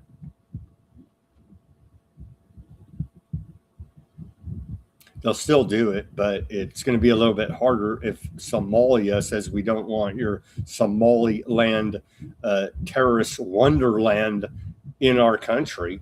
That could make things a little bit more difficult, but I'm sure they'll find a way to make it possible there. But interesting development out of the State Department, not fully backing aardvark's every move. Antiseptic behavior, obviously, needs to be condemned. Aardvark land firm Black Core deployed sophisticated cyber operations to sabotage left-wing candidates in France. So I'm glad they're interfering in foreign elections, a grave sin, as we've come to learn. A sophisticated cyber espionage and defamation campaign orchestrated by the Aardvark land firm Black Core targeted left-wing pro-Palestinian candidates from La France in Insoumium LFI party has sent shockwaves through the French political establishment. Well, they're all antiseptic. So according to a report out of Middle East Eye, the covert operations, which struck during the March municipal elections, they're at local elections in France, utilized automated fake accounts, localized smear advertisements, and highly sensitive data leaks, including the personal tax information and passwords of LFI MP Francisco Palacmel. It's all French. I'm horrible with French and all other foreign dialects for that matter, and English for that matter, but thanks for sticking with us here. Yeah, so they did a bunch of these dirty cyber tricks on them. They're interfering in French elections, and if you're against that, you're antiseptic hater and should probably be sanctioned. So we appreciate foreign aardvark meddling in French elections, targeting pro-Palestinian factions. Now on to, how does this guy have a job unless his job was to start a major war? Because Jared Kushner, last I remember, I have a memory, he was at the negotiating table with Iran and completely and utterly failed and kicked off a giant war. Somehow this guy's getting a private island now. Jared Kushner says he will bring wealth and power and status only to countries that join the Abraham Accord. So he's continuing with the racketeering operations of the Trump administration. And the Muslims already said, a bunch of them, we went over it, that this is Pakistan especially, this is not a no-go. There's one thing I'm looking at from a more of a personal interest. I don't know if it will qualify for the fund, but obviously been helping Steve and to promote the Abraham Accords to make the ones that are existing stick, and then also to find new opportunities. So I have a partner, my partner Asher, who I mentioned before. He's actually of Moroccan descent and actually of Syrian descent. So we've been looking, maybe there's some opportunities to bring investment to Morocco, a country that I know you're very proud of, to really help them create dividends from the Abraham Accords. And so to show the people there that there can be great rewards, because leaders who join the Abraham Accords, it shows that they're thinking about the future, they're pushing for stability. It shows a lot of wisdom and a lot of forward thinking. So those are the environments where I think investors would want to be in. And I have a lot of American investors who are very who love the Abraham Accords, who want to join us in that. So we're looking at opportunities to invest in countries who have joined the Abraham Accords, but we're also looking at opportunities to invest in countries that might join the Abraham Accords and to create economic packages to incentivize them. So another one of my partners is Syrian, and he said, Jared, we should put together a big investment package maybe for Syria, so that if they join the Abraham Accords, they could have a big incentive to do it. How amazing would it be to have a Muslim and Jewish firm working, Jewish partners, with American, working together to try to bring. What a con artist this character is, man. More from Kushner. I'll save you on his babbling. Kushner admits his friend Nate Rothschild was the one who helped him find his new off-the-grid island in the middle of the Mediterranean while he was on his boat on vacation. Kushner says he had a private meeting with Albania's prime minister on Rothschild's boat. The private island will be exclusively for the rich, the powerful, and the elite. We were on a friend's boat, Nate Rothschild's, on vacation. This is how all of this came about, allegedly. Denver said black core or black cube. Well, about the same now, isn't it? Right? Yeah, Lebanon, they're leveling Lebanon. And so there will be no peace deal as long as the greater Aardvark land project continues. Iran has said as much, and Aardvark land has said as much. They don't give a damn. They're continuing with the greater Aardvark land project, bombing the hell out of southern Lebanon. Dozens of towns across southern Lebanon were struck by Aardvark land warplane attacks and drone attacks. And it's ongoing. That was in the last 24 hours, let's just say. Aardvark land strikes kill 3 more paramedics, 6 civilians, and a soldier across Lebanon, as death toll since March 2nd reaches 3,516 dead Lebanese since the ceasefire went into effect. And again, they're carrying out a systemic destruction of Lebanese public health infrastructure. More reporting about the attacks yesterday. 48 Lebanese were killed and 97 wounded in Aardvark land attacks on Lebanon yesterday, according to Lebanese Ministry of Health.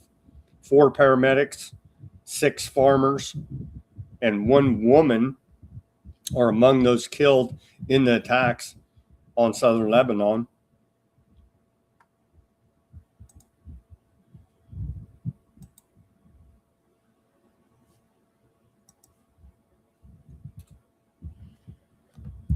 More of these attacks. Let's see. Should we play some of this video? Video of a dude in ambulance getting whacked. Let's see where we at here.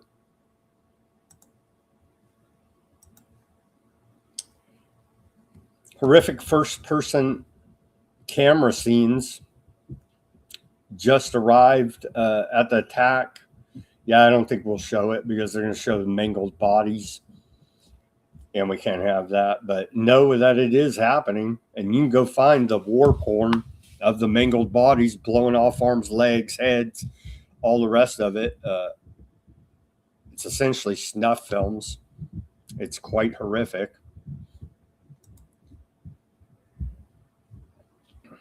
It goes on, just, more attacks. There's videos of them.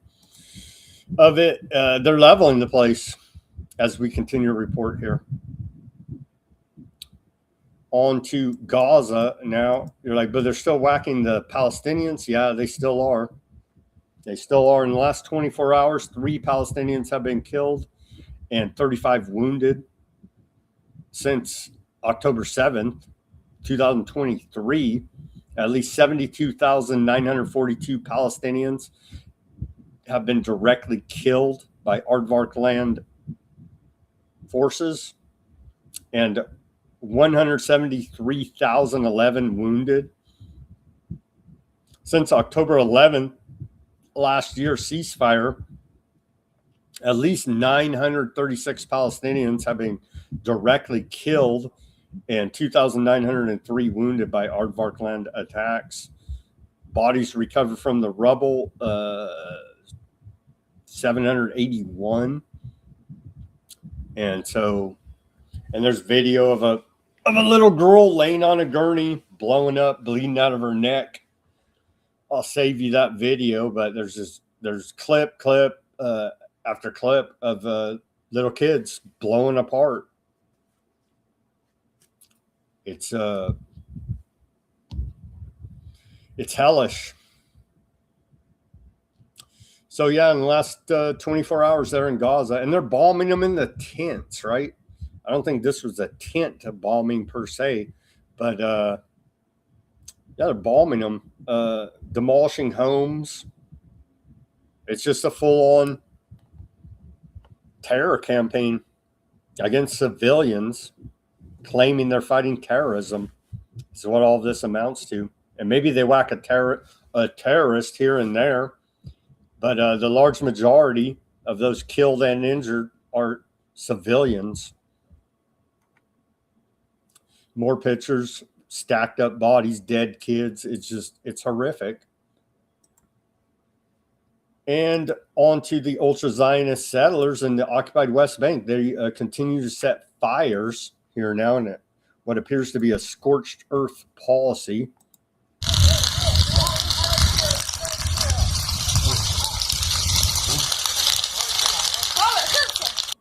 And so that was in the occupied West Bank. Continuing theme. Remember the fires we saw in Patagonia set by ultra-Zionists? It's the same theme. So they're now famous for poisoning the well and arson. And so the neighbors that we would want to have.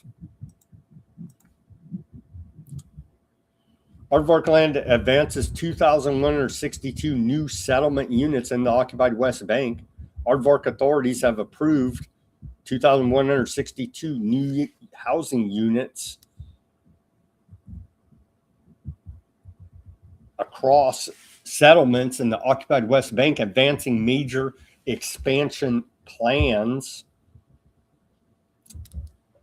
And that's a report out of the Aardvark Times here. You could see over 2,100 settlement units advance in planning progress. They're taking all of that land.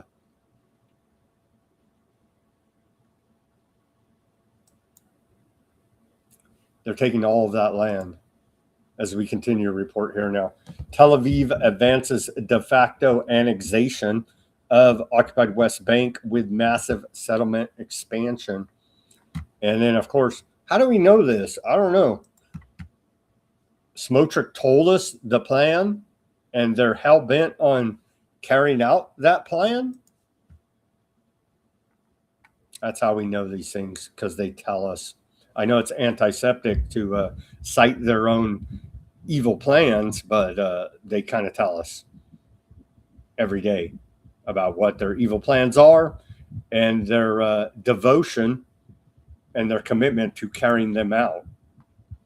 Ben-Gvir, Smotrich, Katz, Bibi, the whole crew there continually tell us. I know it's antiseptic to point these things out, but they're the ones telling us. Same routine with, how dare you, it's blood libel to indict us for war crimes and crimes against humanity. You guys posted your war crimes, bro. Excuse me for pointing it out. We're not the bad ones for pointing it out and saying that's wrong. We're not going to cheer on your genocide, bro.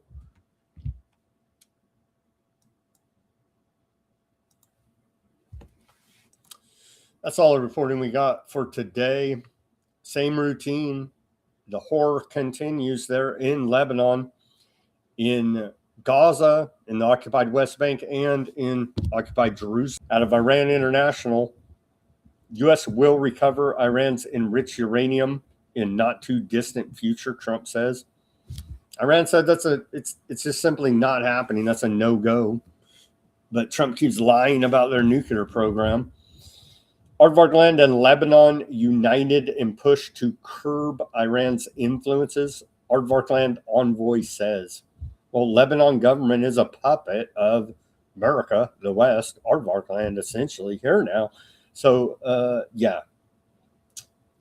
Iran says no tangible progress made in talks with U.S.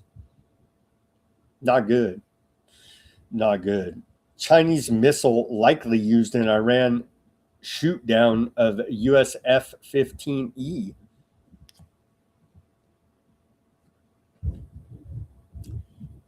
No return to full-scale war with Iran unless U.S. troops killed, report out of the Wall Street Journal.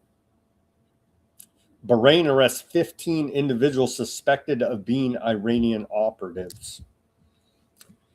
And that's the latest headlines out of Iran International. Let's take a look at Al Jazeera here. Nothing that heavy yet. What do they say? Limits of ceasefire tested by latest U.S.-Iran clashes in the Gulf. Trump said they're just reciprocating U.S. strikes, so there's still a ceasefire. Just make up whatever bullshit that, I mean, literally the emperor has no clothes. Their words mean nothing. They just feed us a steady propaganda, a fed slop propaganda and lies.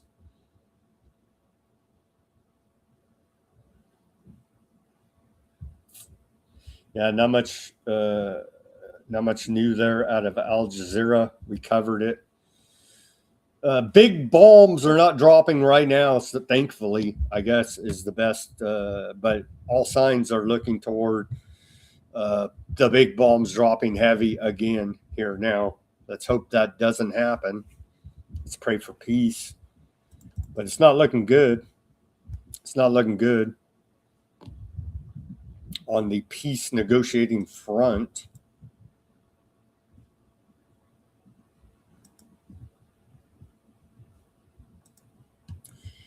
Okay, over to Odysee, and I got to take like 4 clicks to get to the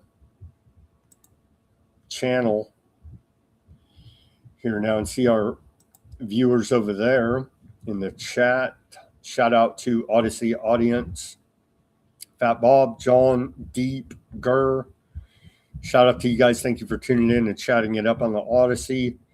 Let's see here. Gurr says the Chinese protester guy brings Enoch Burke to mind. Enoch is still in Irish prison as a matter of principles. Yees. Gerald Salente said today, Moats, on Moats, Galloway show, America went down because of Vietnam, planned all of it. Indeed, there. I'd have to agree. That was Fat Bob says John Coleman as well, lambasting Kennedy, Johnson, Democrats primarily.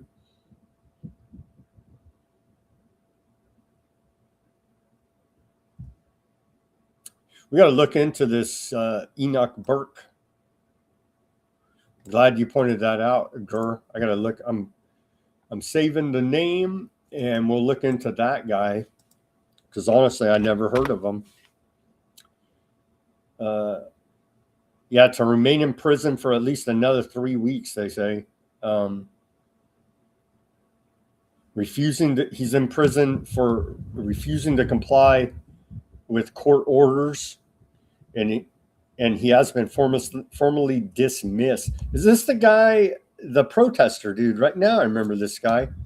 Yeah, he was protesting. What was he protesting? He was protesting. in front of the school. Was he protesting transgenders? I think that's what he was protesting, right? Let's see, BBC report from more than a year ago. Oh, no, this is from November of last year. Irish teacher returns to prison after fanatical campaign. What was he protesting? No, it was either trannies. It was trannies, right? Yeah, transgenders. There you go. Yeah, it was. Mr. Burke was dismissed for gross misconduct arising out of his refusal to obey a direction of the school that he worked for that a transgender pupil be addressed as they.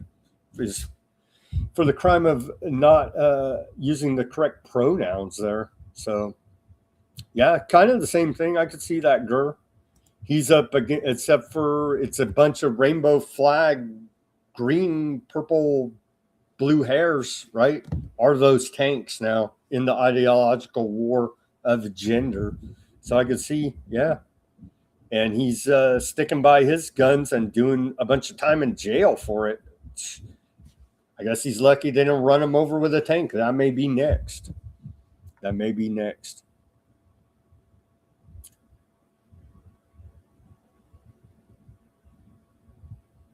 Yeah, Trump, he looked loaded in that video, in that one clip.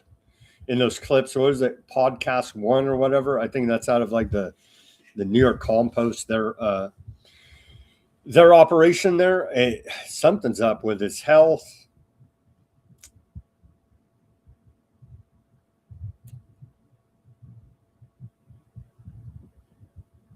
Sam, you may as well play Trump's clips at 10 speed time, right? Yeah, there's a big old backstory to Mr. Enoch there. But that was essentially, he was jailed for improper pronoun usage.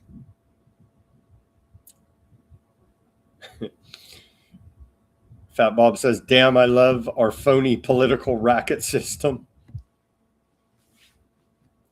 It's American democracy, Fat Bob, okay? And so that's what we fight for.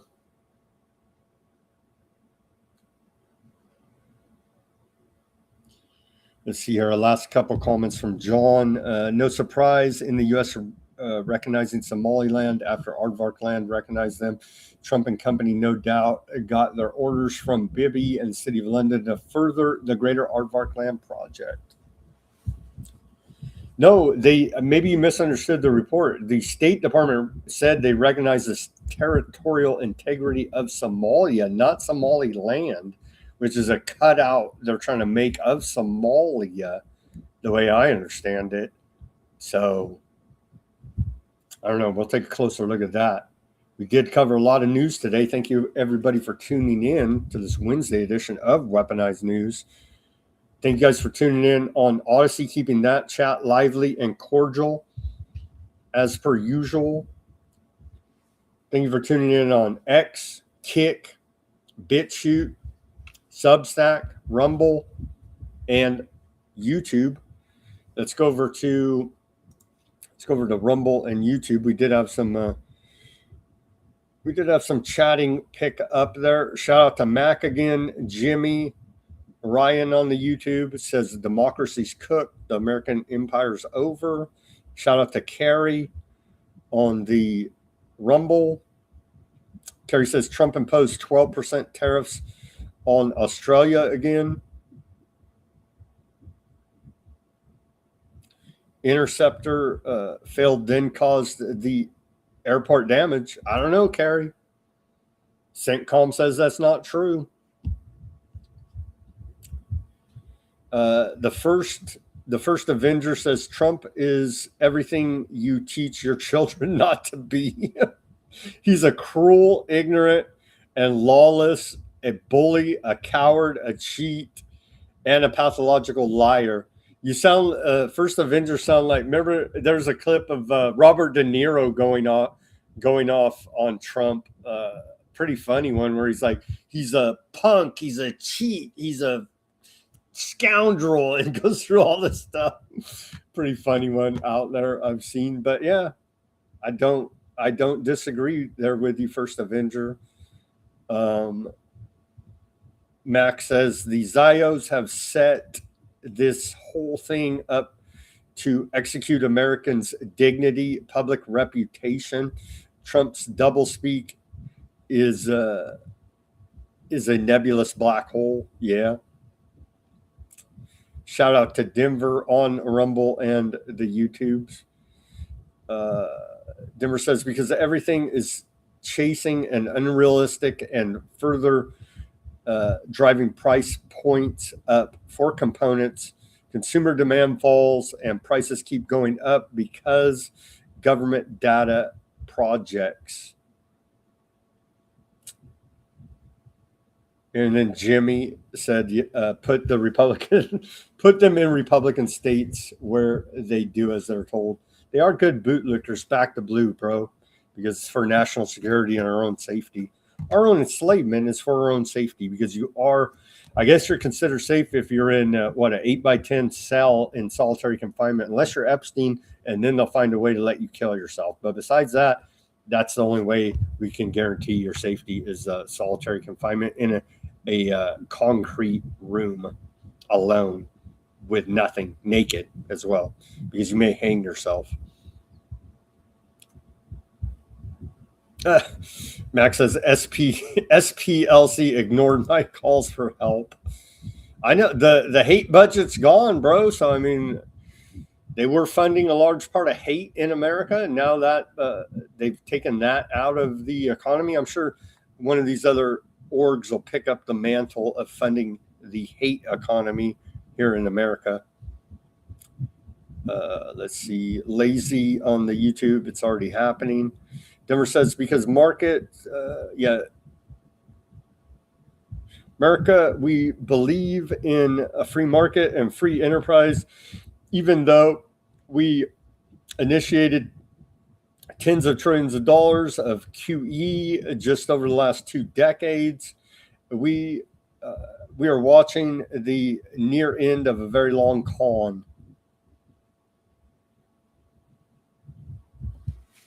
Are you saying that the whole monetary system is a Ponzi scheme because of quantitative easing, the Federal Reserve literally buying its own debt? Is that what you're implying here, Denver? Oh my gosh. Yeah, and Denver says black core or black cube. Yeah, it's about the same, right? Pamela, shout out on the Rumble, says Kushner Island is not in the Mediterranean. It's the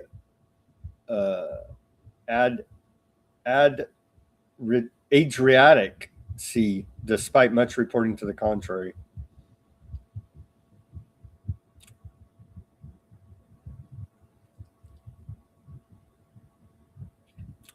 Yeah, Denver says aardvarks are the biggest fake cowards walking the earth. It actually makes sense that the claims of Trump's IQ being 73, that makes a lot more sense than the endless Hasbro, yeah.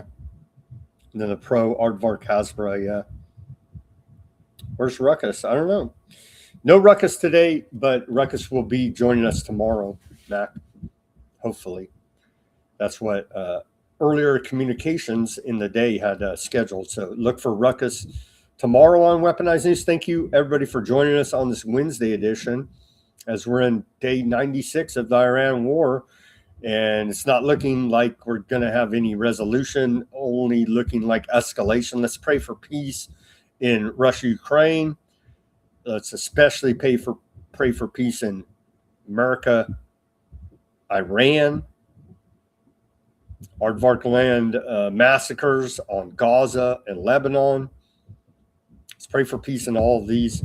And we didn't even cover it. There is a big proxy war going on there into Sudan, where many people are dying.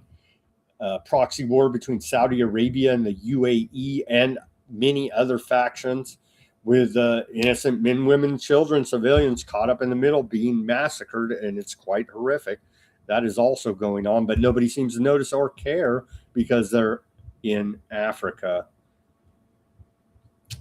All fighting over the land and resources there. So that is also going on, very underreported here now. As always, everybody do your own research, peace, love, and freedom. Speak out and take action. Have a great rest of your Wednesday evening. And we'll see you back here on Thursday with Ruckus riding shotgun for more weaponized news. Pray for peace.